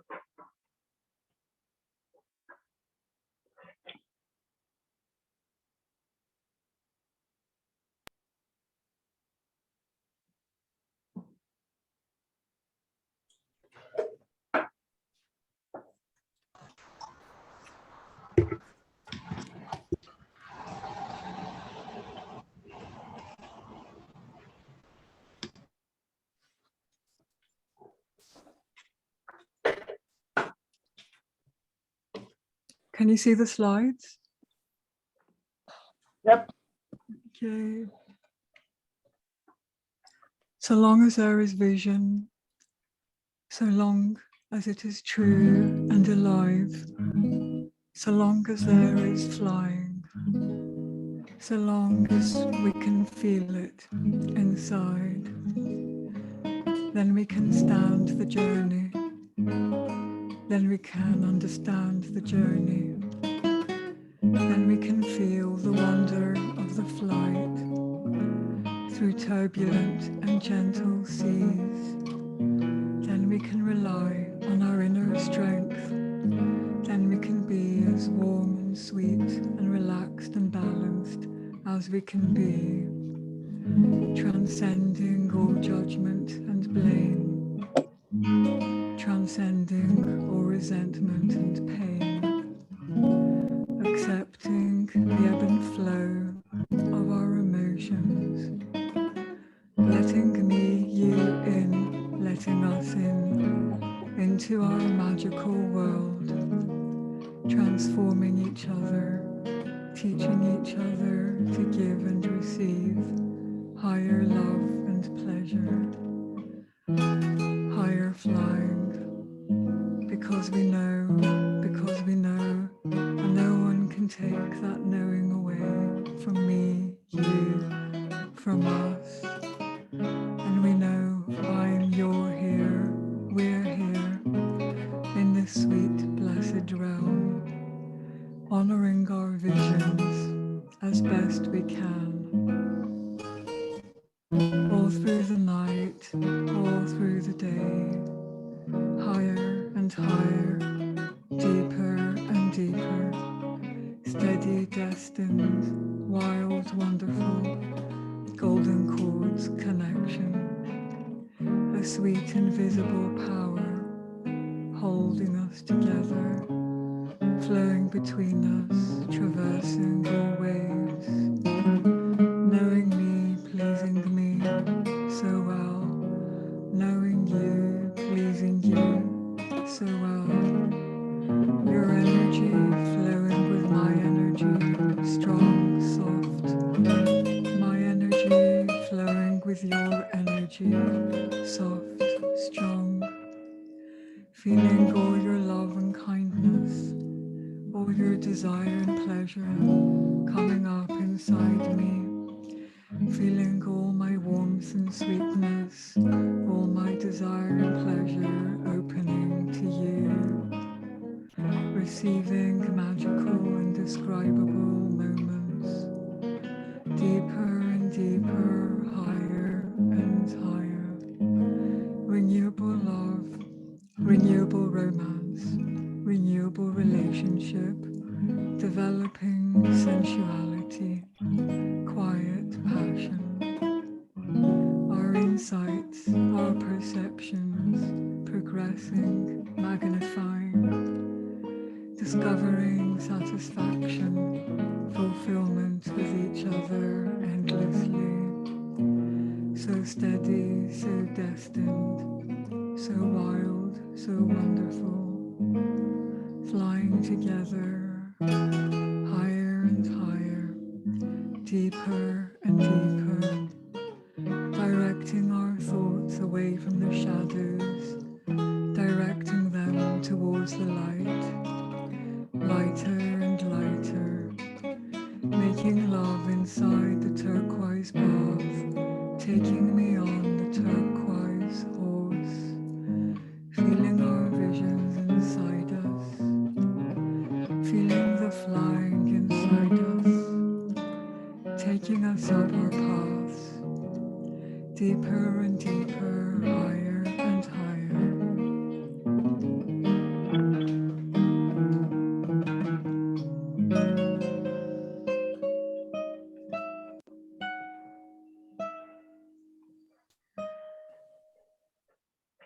Sorry to disregard the piss off theme with a romantic poem.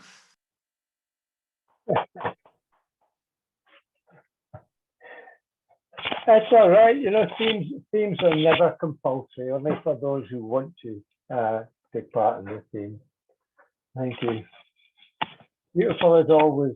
Thank you very much, Alexander. Okay, please welcome back now, Diane Murray Ward.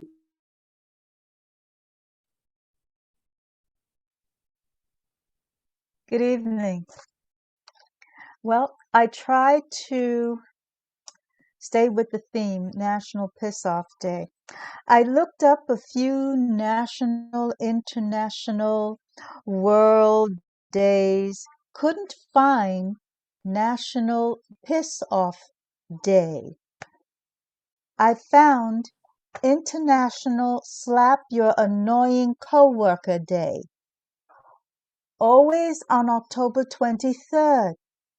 I missed decades of opportunities to enact this, and I'm ticked. Still time to honor a few international days. I looked up Mismanagement Day and I got June 14th is World Anti-Nepotism Day. Again, kept conveniently secret. This day was instituted to honor those who lost their lives due to depression and harassment because of nepotism in any field. Bollywood's Sushant spirit can tell you why. Sushant Singh Rajput. He's in another realm now. July 7th is Global Forgiveness Day. Good luck with that. I'm a pessimist, just keeping it real and trying to limit negativity. Did you notice? Okay.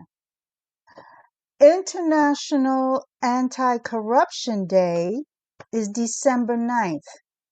So who knew? The corrupt kept us in the dark intentionally.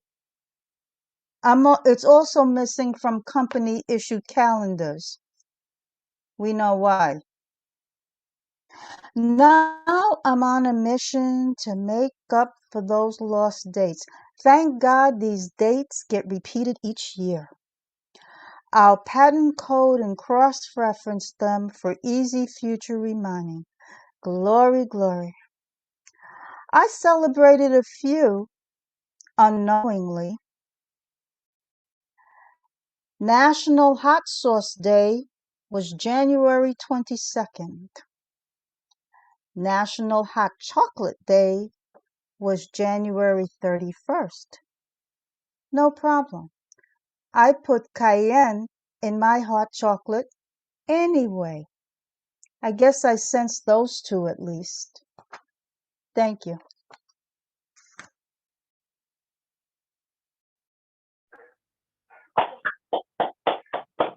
Thank you. That was great. The second person that said, "Oh, I've looked it up and I can't find it on Google." It's just because J. Martin Strangeweather wrote a poem about 2 blots ago, and I decided to adapt it. So it's officially the first Sunday in June now. So I'll put it in Google at some point. Okay, thank you very much. Please welcome for the first time tonight, first time blotter, and joins a small group of people that I've actually worked with live. Please welcome Fiona Robertson. Hi everyone, thank you. I have to confess, I had assumed that it was linked to the Jubilee, but that's possibly my own republicanism coming through there. Republicanism with a small r, not with a big R, just to be clear. I have a couple, you'll not be shocked to know that I have quite a lot of poems that fit the theme, but I'm gonna stick to 2, maybe 3. We'll see how timing goes.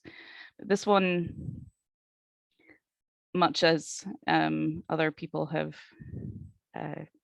been reading, this one was written for a previous school shooting. It's called Sestina for Parkland. Disillusion settles like snowflakes. Each will cover a little more of you, soften your hard edges.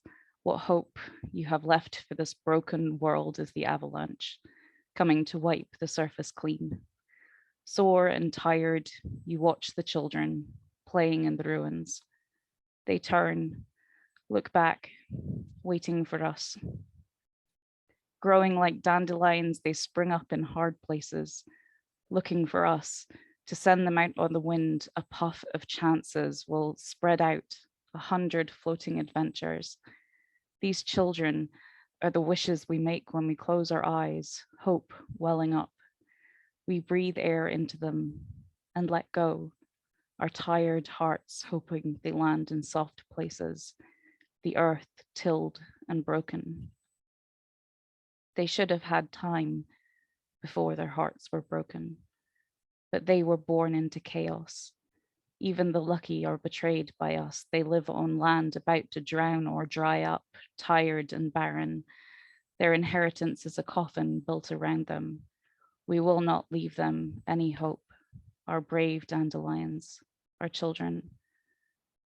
They might be the last children, the end of a lineage so far unbroken, and still they march. They fight. They hope. They've held their dying friends in hallways, rightly blamed us for never having the will to change their futures.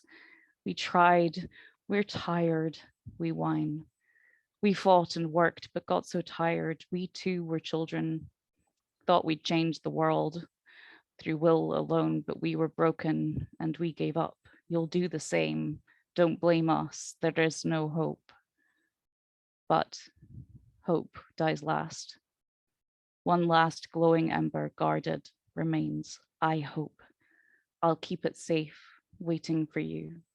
Sore and tired, but not complicit. Do not listen to us, children. Do not let yourselves be broken. Fires will rage and oceans will rise, but you will stand. You will. What hope is left belongs to these children. They remind us that we might be tired, but we are not yet broken. Children should not have to save themselves or us, and yet they will.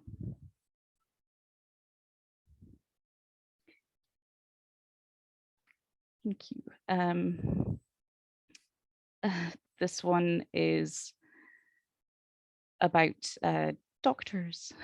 I have a chronic illness. It took 15 years to get diagnosed because of this. This is called Tell Me Again, Doctor. Tell me again, doctor, how the numbers on your page say this is normal. This pain is normal. This bone-shattering tiredness is normal. The end to everything I thought I was is normal. Tell me again that there's nothing actually wrong, that it's probably just anxiety. When dusk turns to dawn and back to dusk without me. When my muscles tremor earthquakes and my throat forgets how to swallow. Tell me again that I just want attention. Me who's had to leave all the places where I could dance, all the people whose hands held me up. Me who watched a cell build itself around my life. Tell me again that I chose this, that the numbers say it's normal as my hair falls out and my mind glitches and my legs no longer hold me up. Tell me again, doctor. Tell me again. Tell me until I believe you. Tell me until my body believes you. Tell me until my cells believe you and snap back to normal so I can go back to normal, because this is not normal, no matter what your numbers say. I've broken your metrics and you have broken me. And everywhere the shattered pieces carve normal, normal, normal.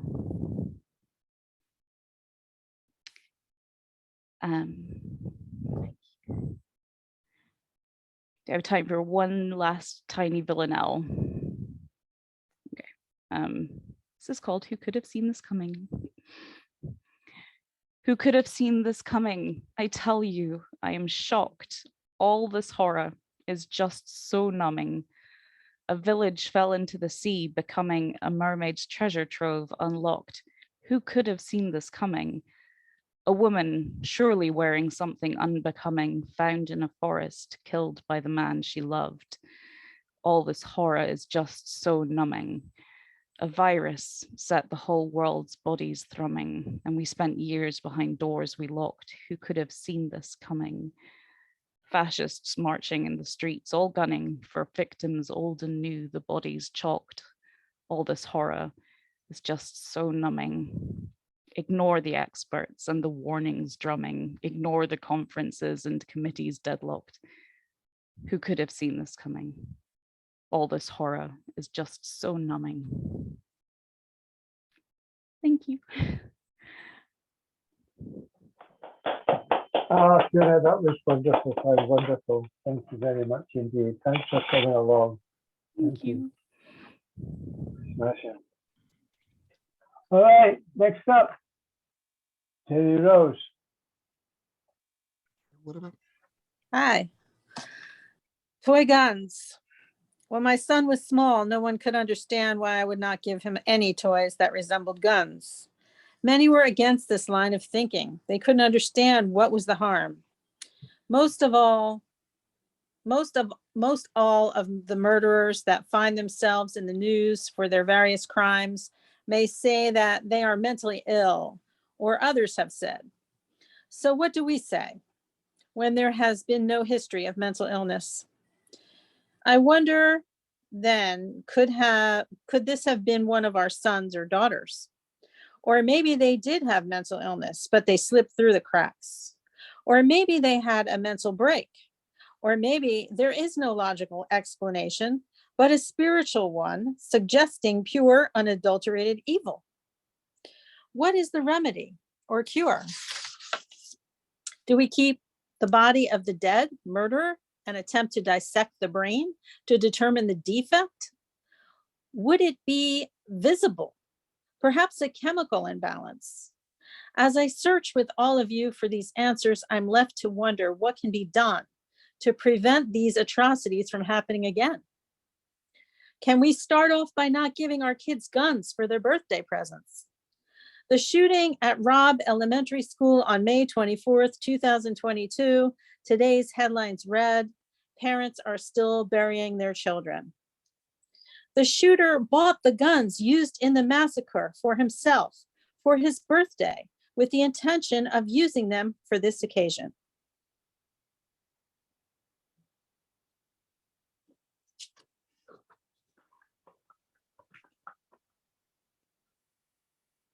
That's it. Okay, thank you.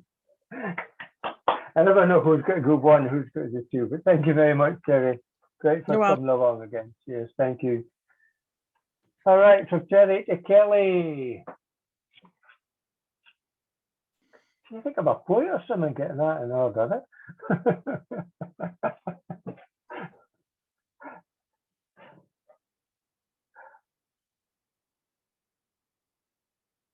You've no sound coming through.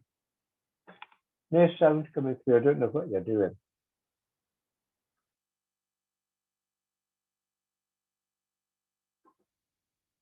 Well,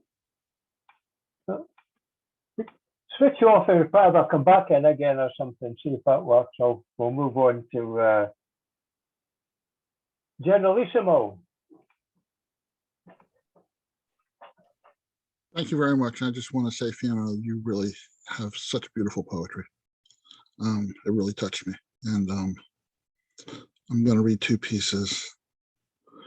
The first is called Caveat. And it's actually a form I invented called a sloppy poe, which is any longer form poem between two haikus. Caveat. To be skillfully lazy can take a lot of extra time and work. I do not feel comfortable utilizing the word caveats. It's one of those words that sounds like it should only be spoken by people with PhDs. I've thought about using it in quite a few poems only to decide against it after looking at the definition. In essence, a caveat is a circumstance, stipulation, or proviso that allows someone to not follow a rule or procedure, basically an exemption or workaround. At least that's what I think. Caveat is a word often used to replace the word excuse, and I am an expert at making excuses that don't cut the mustard.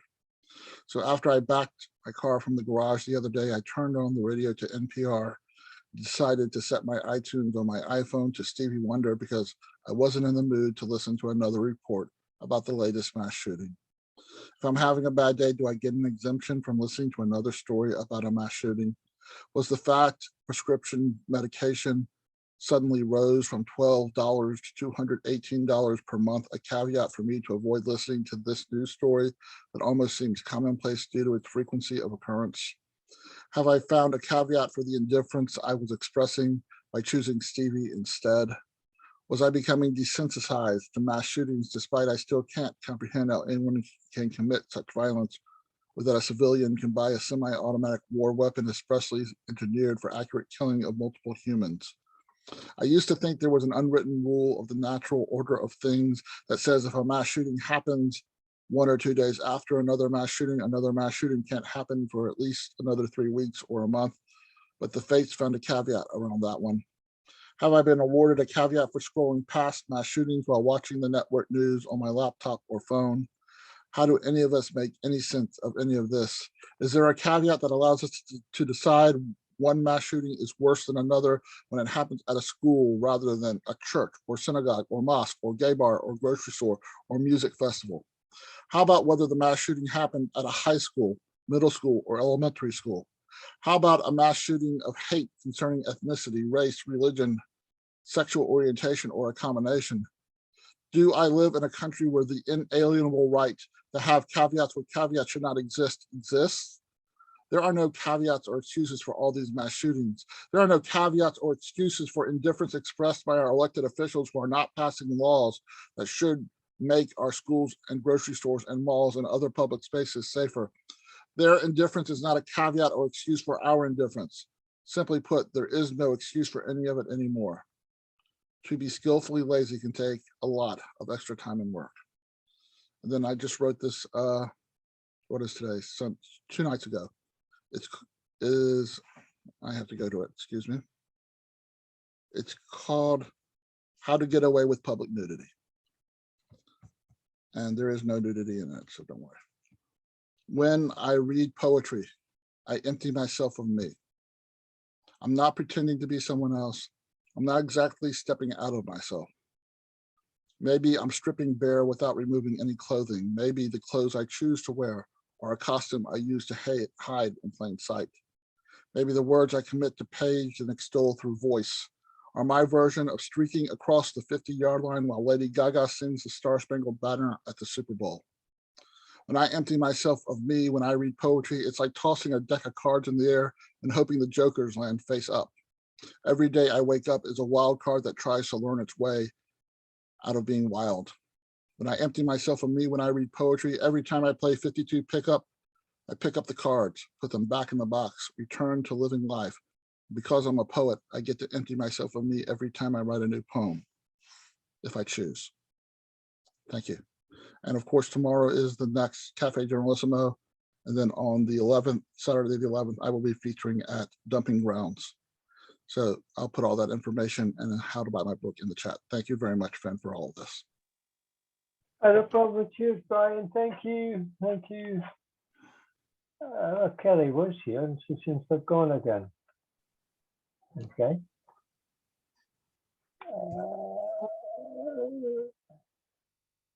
No, oh, there you go. You're back. Is it working, Kelly? No, okay. Okay, Christine. Thanks, Finn. I've got 5, which sounds excessive, but they're all about 20 seconds each. They're all very short. First one's called Frail Faith, and it's generally on your theme. I look up upon the face of God and see only the blank expression of mindless, unseeing, unfeeling denial. No special relationship, no chosen people, no more than insects underfoot scurrying. As God turned away, I hear our race cry, frail faith, why did you leave us?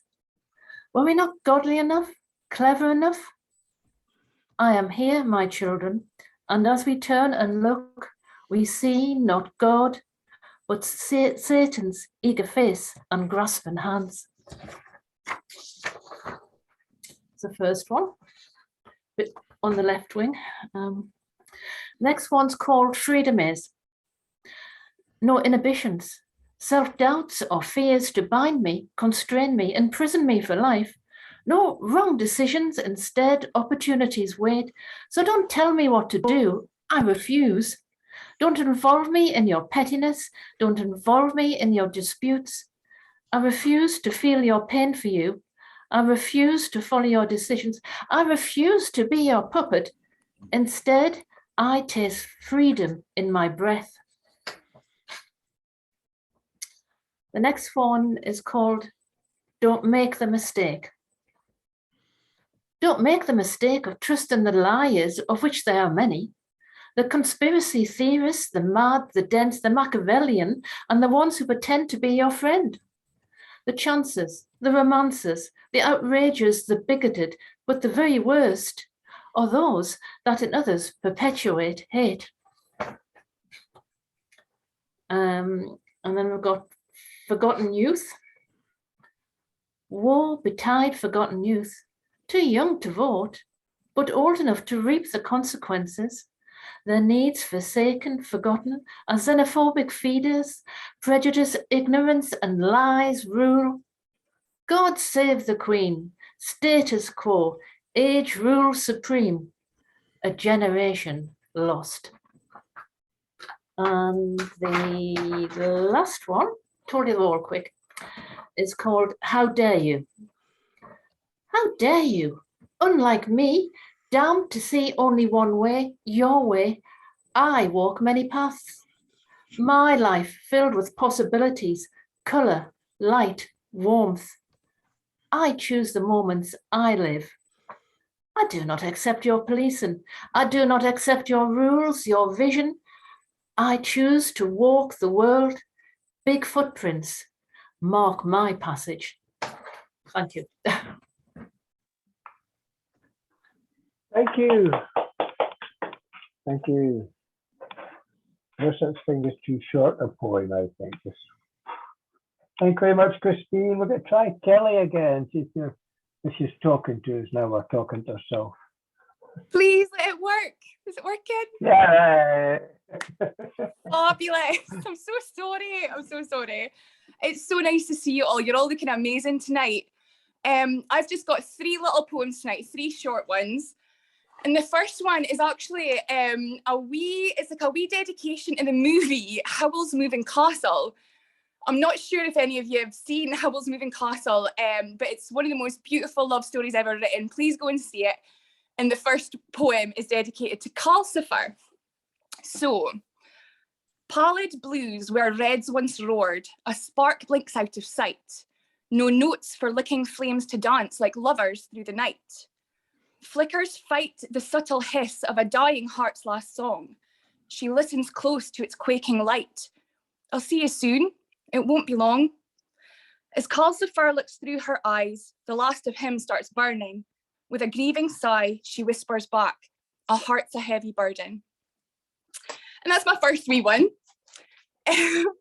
Now, my second one is called The Inner Shore. Come meet me below where the loneliness grows in tendrils which choke over time. It's quiet down there, only memories crash in rhythms without any rhyme. Down there, there's a shore where a bitter taste swells, waves froth in an unspent swoon. The silence it breathes as the solitude seethes by the light of our marauding moon. And then my last wee one tonight, I'm sorry that they're all quite sad. It's not piss off day for me, it's just yet another day of emotional poetry, right? This last wee one is called He Hums a Sad Song. I cut myself on the broken pieces of you we tried to mend and poured the blood into countless letters I hadn't the courage to send. There's no respite from the silent void or echoes of you to be found. I left you on the rotting floor as you drowned in your own sad sound.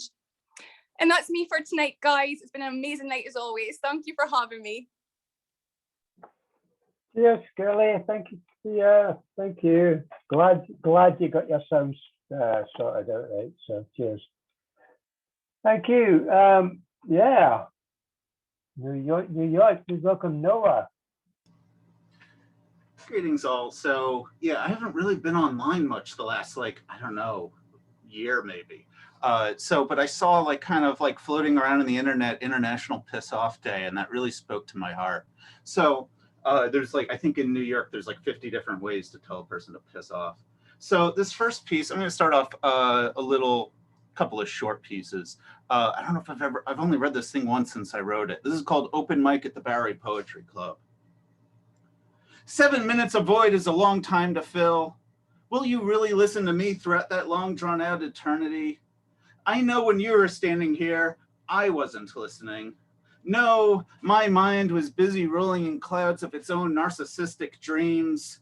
Now here I stand in the spotlight, at the mic, me and me alone.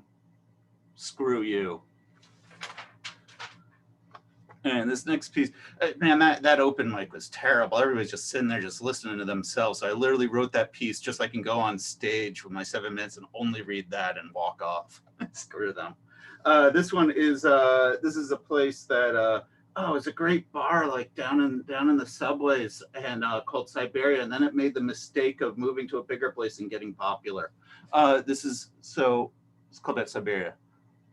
Waiting in the sea of humanity, straddling the divide that I would call intellectual fortitude, as your mind preys upon the gas of air that I struggle to provide. Prey upon the weak and not realize the symmetry of what is your pointless nothing in the name of fun. Talk to a friend, swim in your own. Mind trips a superiority that makes you content within your own world while ignoring the everything around that I call what is. But you deny in your fantasy what is delusional but comforting at the same time. Take your security blanket and tell me how cool you are in the morning. And then this piece, this is called, I think I wrote this while I was like making a tuna salad. This is called Gotta Eat Something, Might As Well Be You. This is what I think about in my spare time. Your lackadaisical conversation was slowly penetrating my brain. Talk, background stale chatter, white noise about the weather and so and who and what. Up-tempo, socially acceptable blither. Don't you see? He and she, can you believe? Mindless thoughts, tedium, water tapping, slowly drilling my skull. A sudden light of the static. A thought occurs. Biscuits and gravy are lovely indeed, but I think your thoughts need a little spice. A little garlic, some cumin perchance. Slice the onion and put it in the roast. Your thoughts are droll, my dear, but they're oh so savory at 400 degrees. You've gotten your wish now, my darling. You're the center dish, the belle of the ball. Your scent is intoxicating. Your dribble has been basted and you're being marinated. We all gathered around just like you always dreamed. You're the talk of the town. I've picked my teeth now with your thoughts and my belly is oh so full. I'm a lover of glutton and I've gorged on enough of your chatter for today. And then, so I just want to quickly talk about on International Piss Off Day. One of the biggest problems I think in this world really is, and it's not, some people point to like, class structure and greed and hate and all that, but I think at the root of it all, and this is a real issue, is assholes. So if you had like an island with 3 people, right? At least one person's going to be driving the other fucking 2 insane. That just like really have had it with that guy. So what that means, people go through life, and some of them start off as assholes and some of them become assholes, and they'll certainly cluster together with their little like starfish puckered opinions. And the onus is on us to tell them to piss off, whether they're young or they're old, they need it. So, and with that, Finn, do I have time for one last piece? Yeah, sure. Awesome. All right, I'm gonna try something a little different. I want to try standing up because I'm tired of sitting down. So let's see if y'all can hear me. I haven't tried this on this mic. All right, can everybody hear me? Yep. All right, awesome. This is called Rant. I'm tired of the poets are pasting their image on an 8x12 glossy as they flick and flash their business card instead of a handshake and proper greeting. I was promised words of thought and inspiration, but all I've heard is everything that drives me to write in anger. Slam hurts my head, and I'm tired of those who have turned the spoken word of intelligence into an art of looking for approval. You want to rate me? You want to judge me? Flash a 10 in my face and let me stand in the middle of my praise. Flash me a smile, but I say, fuck that, because that's not me. I'm not in it for the spotlight. I'm not in it for the applause. I am not a revolutionary. I'm a man speaking my mind amongst a million, hoping that the scatter brings something home and I learn from you. If that makes me different, then I'll weep for you. Don't you know that the hippie generation failed? I hope you enjoyed the coke and the lewds in your blowout bash, because I'd like to thank you for this world we've inherited. But my generation is to blame as well. I've been told we're called Generation X, but I'd call us Generation S. and S is for the sheep I see as we melt our brains on the 5.1 Dolby sounds and create the entertainment centers I would call our minds. Fuck you. I'll stand on my soapbox until my feet give out before me if that's what I have to do to get your attention. I'll preach to an empty room if I must. Perhaps the mice hiding in the cracks in the dark understand better than we do. I am not a revolutionary. I am not a revolutionary. I am not a revolutionary. I will proclaim myself as nothing. I am me, and I wish you'd be you. Now hear my cry. Wake up! Thank you all. Happy International Piss Off Day. Finish up one sentence piece. Time, tick away, pass on by, and tick me off another day. Thank you all. Yeah, that's told him. Cheers. Oh, cheers. Thanks very much, mate. All right. Nick, the screen is all yours. Grasps it, takes it, yeah. All right, y'all. I got two for y'all tonight. First one, the times we're in. What a time to be alive! Smartphones, never-ending cat reels, digital art, more guns than human beings in the USA. Possible cures for diseases, the never-ending shitstorm of climate change, children being killed by AR-15s. What a body of art we're in. The canvas has been painted with ominous fortunes, dark costumes, food to consume. Only if you're rich. And if you're not, well, hope you don't get shot or sick.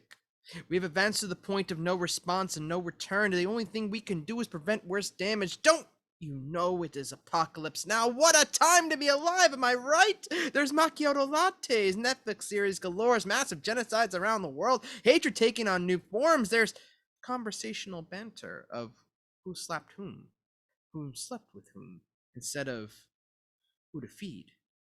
How can I make the world better? How do I show the world love instead of malice? Who needs help? Deafens the cries for people who actually need help. People who look for it will find hands of those asking for their share. What a time to be alive. Am I right? All right. This second one is my petty poem to depression. There we go. All right. So yeah.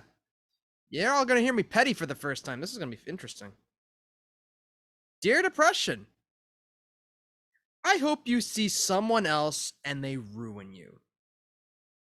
I hope that you lose your license to invade others' homes and cars. I hope you go out to the woods and not have a signal to call home, depression. I hope you get your steak well done, depression. I hope that your gravy on your macaroni is ragu. I hope you lose wind in your breath. I hope the worst for you. I hope you're late to the party. I hope you never go to a graduation, or let alone graduate. I hope you never make it in life. I hope you never hurt someone else like the way you hurt me. There we go. I hope you are late to the party, like I said, depression, and they don't give you a drink, let alone the crumbs from the bowls of chips.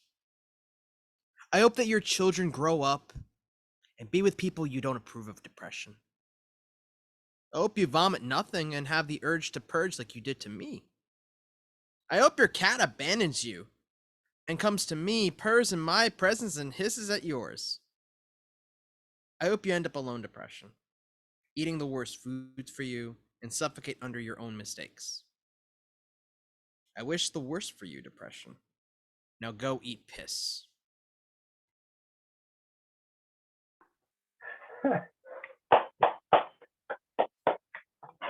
I love that. I love that positive negativity there, I would say. Thank you, everyone. Cheers, Nick. I'm glad you made it. I'm glad you made it. Thank you. Okay.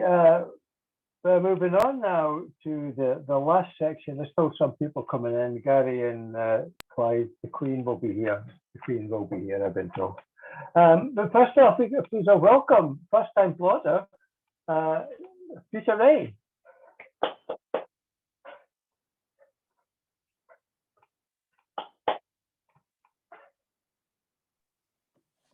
Hi, Finn.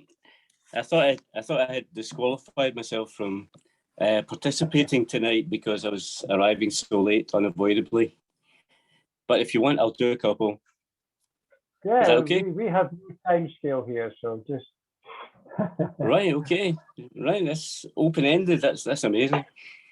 Right, okay. National Piss Off Day.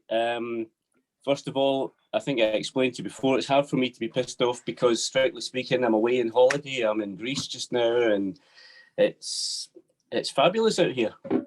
So I'm finding it difficult to work up that anger that I need to. However, in my own country, in the UK, who are celebrating the very rich people at the moment, there's a lot of inequality, and part of that inequality relates to people who have been in our country for a long while, have contributed to this country, to the UK, but have to prove that they have a right to remain there. It's a thing that's known in the UK, for those who are not from the UK, it's a thing that's known as settled status. And this little piece is in a current anthology called Poetry and Settled Status, which was published in January this year. By way of explanation, again, for those who are not from the UK, we've got this very elite government just now, consisting of a number of people who are exceptionally rich. And one of them is a guy called Jacob Rees-Mogg, who tells us that the fish who surround the island of the UK are very happy to be British fish. And I'll just leave it at that. This poem is called Of Fish and Billionaires. Fish, so it seems, are not required to apply for settled status, established simply by their choice to swim in British waters. Am I permitted to inquire why these lowly creatures are allowed to so readily to stay without visas, yet humans, wishing to improve their lives and our lives, are treated with suspicion and prejudice? Is my head befuddled, failing so to understand why we do not wrap our arms around our universal kind? I am evidently too simple to appreciate subtleties involved in decisions the powers make, to exclude or waive barriers as a magician can for status or money, but not the modest needs of man. Should we not hold tight those who work hard in return before the connected and greedy with money to burn, who will not pay taxes or support those who need it, but transfer profit offshore where no one can reach it? We know those in charge will not agree with this analysis, preferring to welcome oligarchs and oblivious fish. Confronted with policies so inhumane and scandalous, the question is, shall we stand for this? Shall we stand for this? Shall we stand for this? Now, the next one I'm going to do for you is going to be appearing next month in, oh, sorry, this one isn't, sorry. This one isn't going to be appearing anywhere. It's an unpublished one. It's called Visibility of Mount Everest. So it's a kind of post-pandemic poem. They say that Mount Everest can be seen from Kathmandu for first time in living memory. Clear skies, they say, free from pollution due to lockdown. Are we given clarity, foresight at last? And what shall we do with it? Throw it away, most like. More than that, Shall we throw it away joyfully as part of the celebration of return to previous era? Then clarity will be forgotten. That's the way we have grown to prefer, my child. That is what we do. We'll probably forget again. And I had hoped after doing those two sort of negative ones that if I'm allowed a third one, I would try to put a slightly positive slightly positive spin on it. Yeah, go ahead. This is called Equilibrium. Sorry? Yeah, okay. This one's called Equilibrium. There is a way to survive this world and emerge in a swaying grassland heated by an unthreatening sun. To pass this on in words is difficult, so learn first to follow the breath in lungs and beat of heart. Close eyes to listen. Stay quiet and invisible to attract wisdom. Step forward to speak or act bravely. The moment your strength of purpose is required to assist those who lack it, especially if those weaker souls are about to be exploited. Do not expect praise. Withdraw after good actions. Meditate. Perform or breathe oxygen of art. Dance and sing. Be generous in love to all who will receive it, and let yourself be loved in return. Allow yourself to realize the blessed joy of life. Store those feelings against the cold times that will come, which fall between life beats, forming the silence and the sob of unavoidable sadness. Appreciate the importance of balance. Thank you very much for your attention. Cheers, Peter. Thank you very much indeed. Cheers. Enjoy your the rest of your vacation. I think it's the first time we've had two people from or in Greece on the show tonight. Thank you. Okay, next up, Claire. Hi. I just wrote this first piece the other day, and I'm trying not to do it in the middle half North London accent. What I'll be trying to do is imitate Camilla imitating Queen Elizabeth, so it's a bit of mimicry. If I were Queen, I would dress in green. I wouldn't be so mean to Harry and Meghan. I would say, screw you, Andrew. I would slap the corgis. I would treat my cleaner much, much better. I hope that hearing me being happy and glorious wouldn't leave you feeling furious. Thank you. So that's the first one. And the second one is all about my life in, as a group of people living in low rent, crumbling accommodation, like on a sink estate. So it's called sink estate.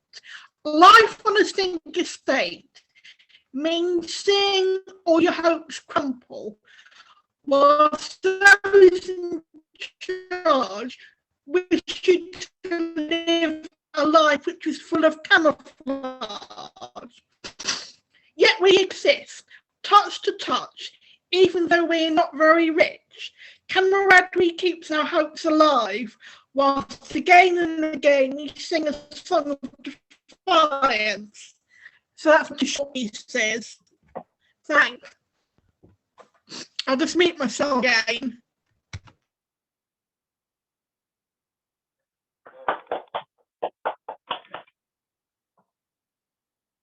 Thank you, Claire. Thank you. Thank you. And shining crown as well. Thank you. Okay, moving on. Oh, our first time blogger tonight. So please give a warm welcome to Danny. Hi, everyone. Can you hear me okay? Yep. Yeah, perfect. Sorry, I'm a little bit nervous. I've never actually shared my poetry with anyone, so please be gentle. But I really would like some constructive criticism. I'm still finding my style. But I've got three, two of them are very short. This one's called If I Had a Dog. It's not on topic. If I had a dog, I think I'd take him for walks, through a park deep into the brushes, away from shining light. We would run across beaches, playing fetch with a branch, and sit to watch the sunrise on the bonnet of my car.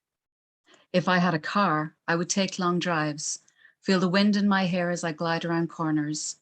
I would wear scarves, lose them frequently, and sing songs from my youth. If I had a youth, I think I might have been adventurous. I would have climbed trees and run through mud and stayed out late, played with bubbles and dreamed big, and maybe I'd feel safe at night. I wish I slept at night, but instead I wake up at the same time, a time that signals a memory I want to forget, a memory that is louder than the youth, the car, the dog I never had, louder than the waves, the wind, and the music, and it isn't safe.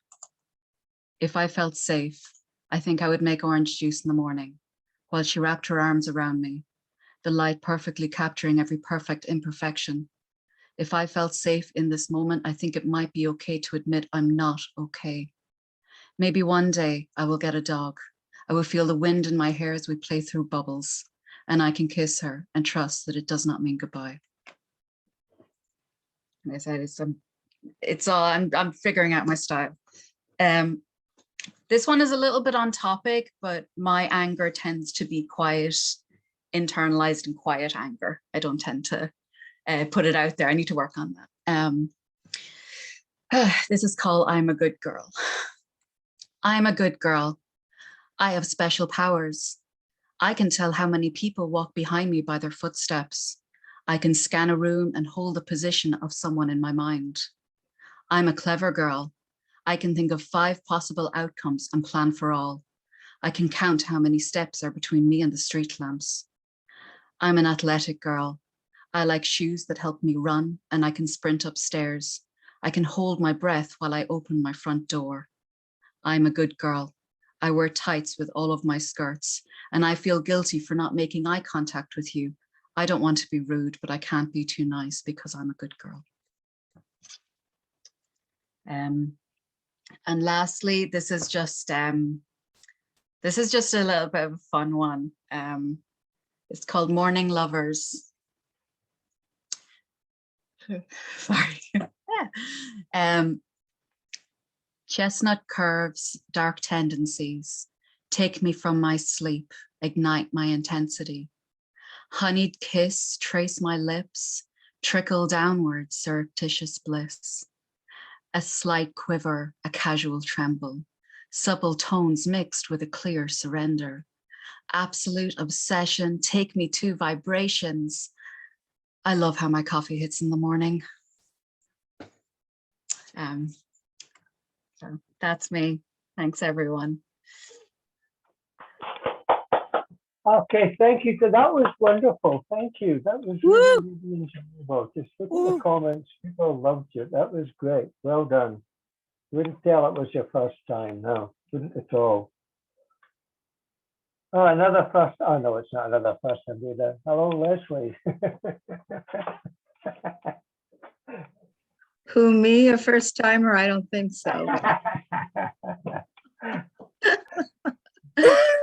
That's baby, love you. I'll call myself.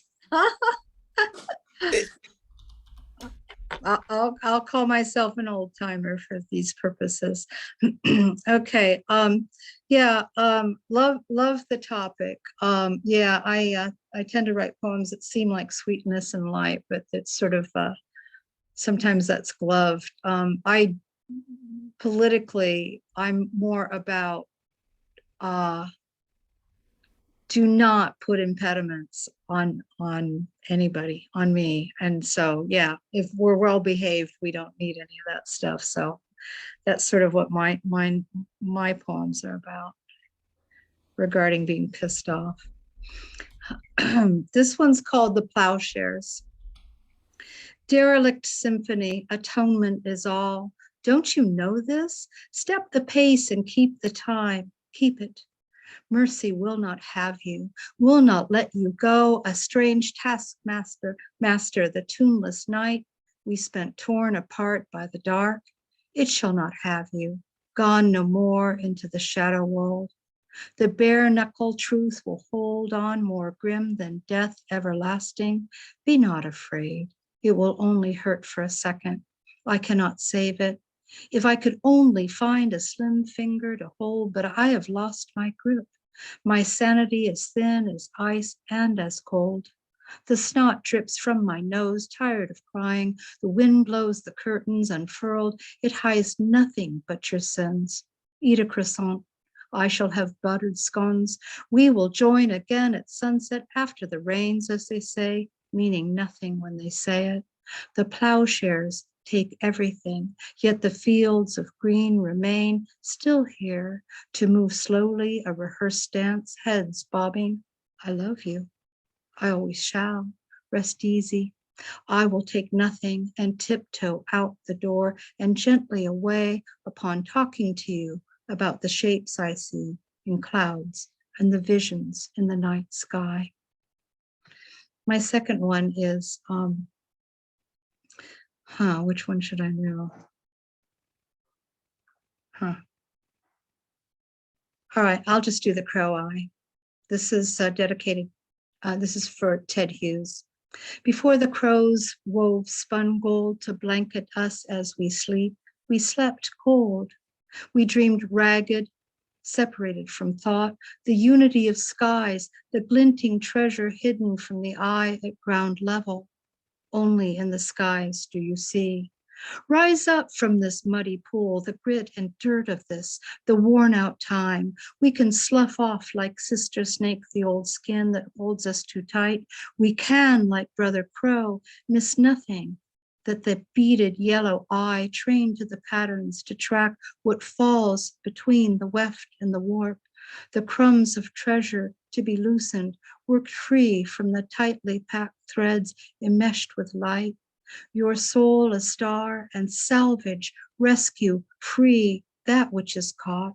The heated desires hidden in caughtness to take back to the nest, ragged business that it is, and sit, this prized imperfect gem that shows us form until we are free to go, the crow that keeps the eye on us. And then finally, I'm going to read this one that Bob Whelan sort of inspired me to read. I think he's left now. And also Noah Levin. Yeah, so I'm sort of riffing off you guys. This one's called Waiting for That Which Watches and Waits. Stick the fork in to see if it is done. It pierces that which was whole. The substance seeps from within to without, only if you flinch. Without this, without this waiting, I am nothing. Suspended animation, my lot in life. The Black Panther there in front of me, there before me, considered not in form, but a symbol, the emblem of freedom. Its stealth noted, integrity known that in the hold of its gaze, it would cool you, hold you steady, hold you cool and dark and certain, and cool you, the heated animal of you, look you in the eye, hold your gaze unflinching, and know you this deeply as it knows the insides of things that speak through the tail, that will twitch the time as it ponders you, then the flick, considering you anew, assessing. You know this, and still you wait, as does he, watching you. And what would this be? What would this release be for you, for him, if the teeth broke flesh and punctured you, the fluid running and running out of you while the clouds above churn, still the clouds above, churning still. You hold to your own gripping as you never have, the action ready, still in you, and holding still just in case that which you know that will have you, that will have you, climbs up and in you to a height at which you can see, and you see. And if you are not careful, all the while you heed the gaze, you transform into something almost not. And if you look hard enough, we and you are transformed into that which you already know. And I stand before you, him, myself purely waiting as I face the gaze, unblinking, ready for the what of it, this moment that might happen, the could of it, the would of it, to have you, climbs as myth, the danger of tooth and claw as myth, only if you flinch. That's it for me. Thank you, Leslie. Thank you. Thank you. I always get so engrossed in your words. If I get you finished, even when you've said I'm finished. Thank you very much indeed. Thank you. Thanks. Wonderful. What a wonderful night this has been. Right, we've got 3 more to go. And before our next one comes on, before Gary comes on, he wrote something in response to something I did the other day, so I'm going to do it. My one first, and Gary's got to come right on. And before you start, I can't sing, but I am going to sing, even though I can't sing for peanuts. And this is called, you may have seen it, Bang Bang, written for the 21st century, rewritten for the 21st century. I was 5 and she was 6. We rode on skateboards made of sticks. I were black and you were red. Now we both are dead. Bang, bang. You shot us down. Bang, bang. That awful sound. Bang, bang. No cops around. Bang, bang. The gunman shot us down. We grew up in a quite small town. We thought we knew everyone around. We'd laugh and sing and run and play up until that fateful day. Bang, bang, he shot us down. Bang, bang, that awful sound. Bang, bang, no cops around. Bang, bang, the gunman shot us down. The cops set out too scared to die, didn't care about our cries, waited until we were dead. The silence in the room of dread. Bang, bang, he shut us down. Bang, bang, that awful sound. Bang, bang, no cops around. Bang, bang, the gunman shot us down. Music played and people sang. Just for me, the church bells rang. After echoes from a gun, hopes and prayers saved no one. Bang, bang, he shut us down. Bang, bang, that awful sound. Bang, bang, no cops around. Bang, bang, the gunman shot us down. Bang, bang, the dollars shine extra sales after killing time. Bang, bang, this is why it won't end. Dollars and guns, always best friend. Bang, bang, bang, bang, bang. I was white and he was black. He posed a justifiable threat. The NRA, the National Rifle Association, loaded my gun. He was black and he looked like a felon.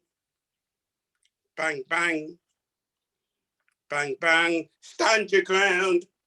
Bang, bang. I shouted, stand your ground. Bang, bang, that not so awful sound. Bang, bang, I shot that black man down. Seasons came and changed the time. The law is always on the Kyle side. No worries about me, because I always go free. Bang, bang, stand your ground. Bang, bang, stand your ground. Happy to hear that sound. I shot that black man down. The assailant goes, the teacher goes, run, run, run. The students go down, down, down. The parents cry, cry, cry. We go, why, Why? The preacher goes, ashes to ashes, dust to dust.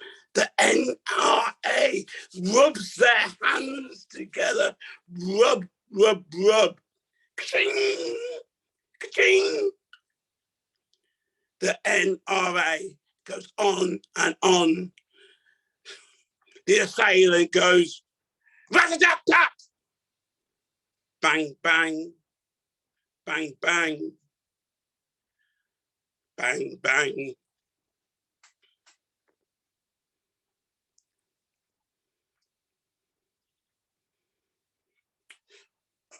I don't know. I'm so pissed off. Are you pissed off? I bet you're not as pissed off as I am. I wish I was better at kicking people in the balls. Yes, I wish I was better than at kicking the guilty, the shameful, the NRA in the balls. You know, when they bend over and cry that only the masters can hear the NRA cry, and ask them why? Do you, leaders of this brave and free, would you let your children die? I wish I was better at kicking them in the balls. I'll send them miles and miles and battle cries, and I will shout, new balls!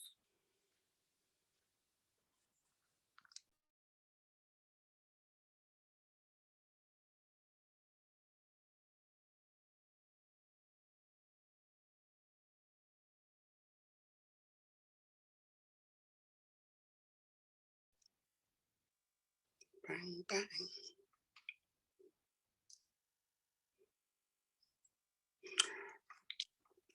All gone silent out there. And it's all gone silent, all gone silent, all gone silent over there. I can't hear anybody. Bang, bang. I walk with the eyes in the back of my head. Just in case I need to run. I have a loaded gun with just no bullets left, but I will still run. I'm all done. Anybody out there? Hold on. Thank you. Woo! We're all here, so Woohoo! thank you, mate.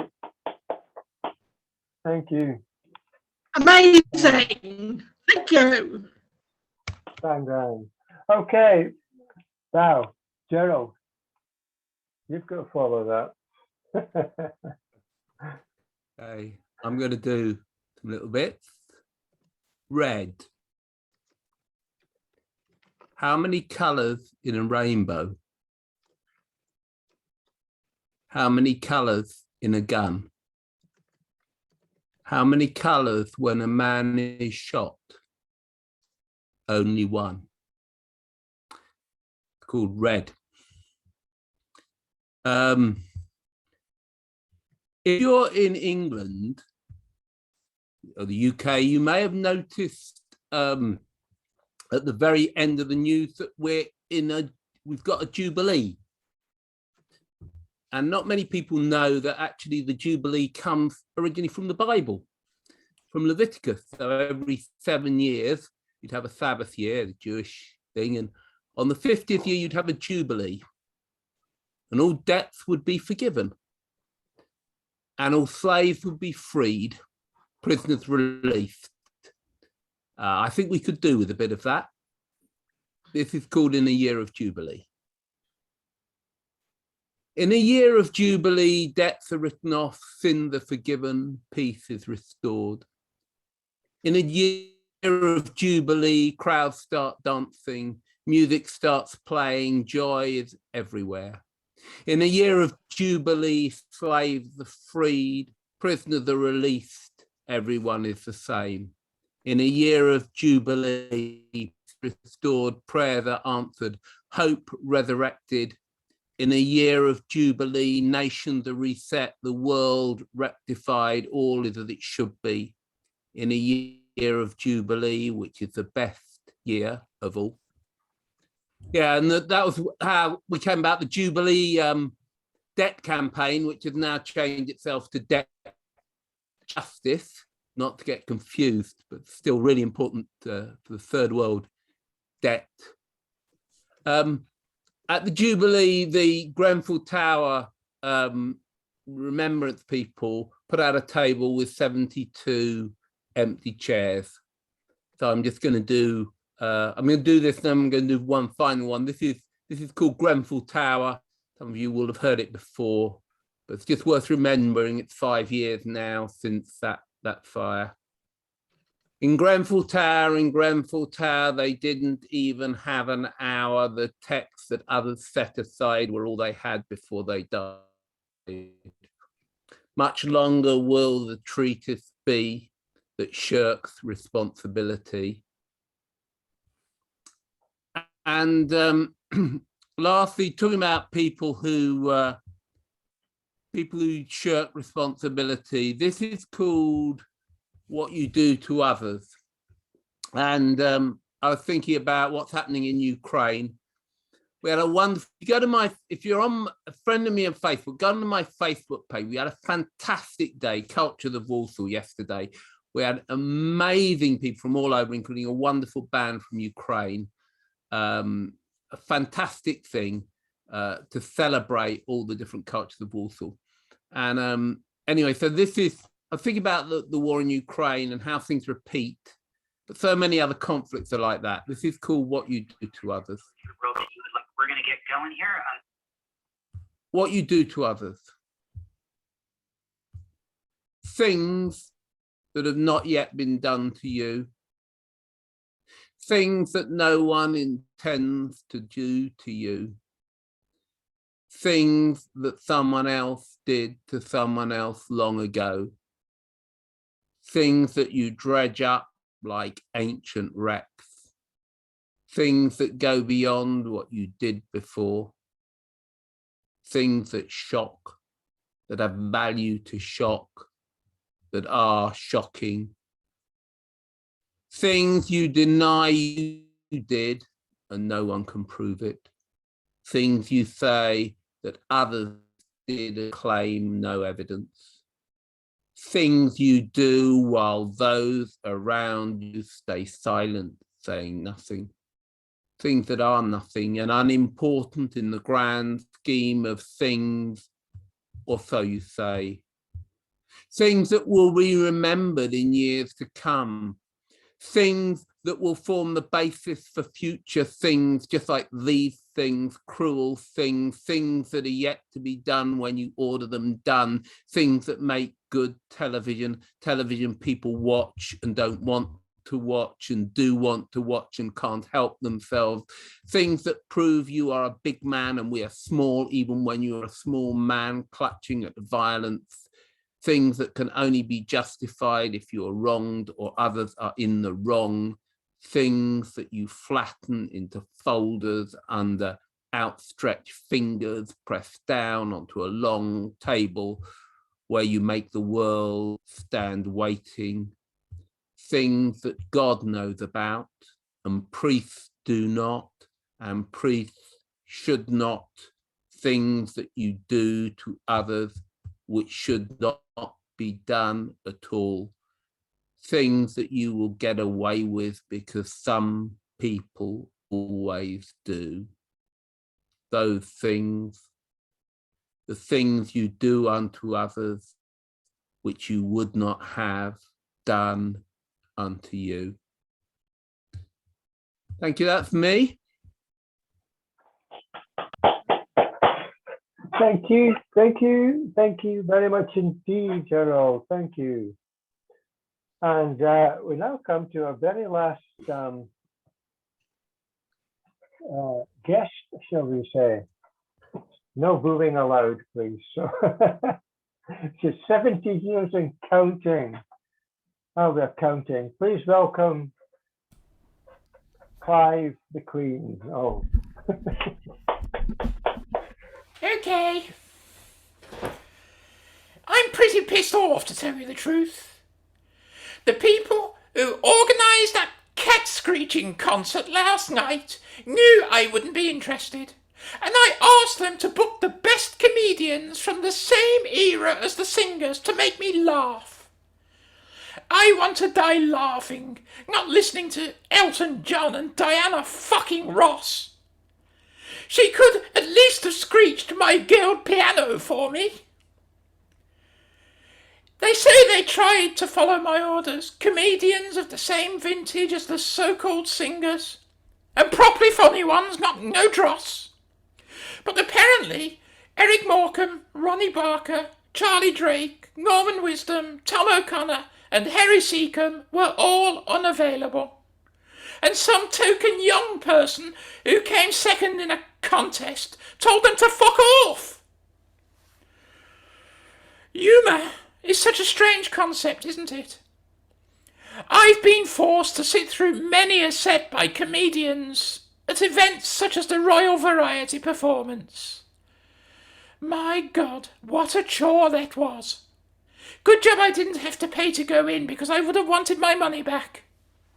Singers who can't sing, magicians who deceive with tricks because they can't actually magic, and comedians who can't comede. None of them ever made me laugh.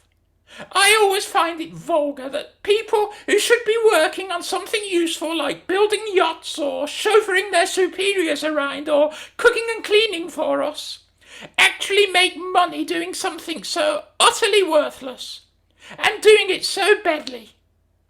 If they need money that badly, they could always sell their gold or wave at people. And they have this stupid rule, dreamed up by sensitive snowflakes, as Philip used to call them, God rest his soul, called no kicking down. Well, that's no good to me, is it? When you're the Queen, there's only one way to kick, and it's not up, is it? So, I guess I'm an exception to the rule. A bit like paying inheritance tax and taking a driving test, I suppose. Do you know what makes me laugh? Do you really want to know what makes me laugh? You do, don't you? You really, really want to know what makes me laugh. Okay, here we go. What really makes me laugh is food banks. And people dying after my government has declared them fit for work. And they say hard work never killed anyone. And people who claim they can't afford to eat 3 meals a day, who go cold because heating is so expensive, yet they're organising parties to celebrate my Platinum Jubilee. I mean, most of them don't even know what platinum means. I mean, I know what the standard of education's like in this country these days, God knows. But they know it must be good, because they've got a few days off work. Unless they are what are laughably called key workers, of course. Lol. Talk about irony. The only key they have is the key to poverty. And that key can magic. It lets you in, but it won't let you out again. It also amuses me that people younger than myself died of hypothermia in the winter. But one mustn't laugh. It's kicking down, and people will be triggered. Oh no. One of one's corgis has defecated on the carpet. Servant! Clean it up now! And order a new carpet immediately. And wipe that dog's backside with a £50 note. There's a good fellow. Okay, thank you very much. Thank you for all the parties and all the money you've given me with your tax and everything. It's very, very much appreciated. And I hope to keep going for another 10 years just to keep Charlie out the way. Okay, thank you very much. Goodbye. God save our gracious Queen. This is why she avoided all her parties and festivities this weekend, even the horse racing, to come here tonight. Thank you very much indeed. Thank you. You're welcome. Brilliant. That was rather great. Like technical difficulties notwithstanding at the beginning and during it and everything like that. Thank you very much for coming along and being pissed off with me.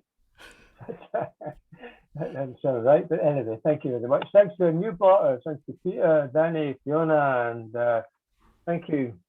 We'll see you back here on first Sunday in July, when, as you said before, Natalie is our feature poet. That's going to be great indeed. Thank you very much. I hope you see me if I'm still alive, and you know, it's odds against, I think, but they'll probably prop me up anyway and just pretend. All right, thanks very much, guys. Thank you for your help. Thank you. Thanks, Finn. Good luck on Friday, Jeff. I'll be working, Thanks so a I lot. might have a bit of pop in unless I can pop in my car. So. Thanks, Finn. Good Bye, night, everybody. everyone. Thank you for coming. Bye. Sorry I was late, Good night. work and all that. Thanks Have a good all. night, everyone. Bye, Bye. everyone. Good night. Good night, everyone. Bye. Goodbye.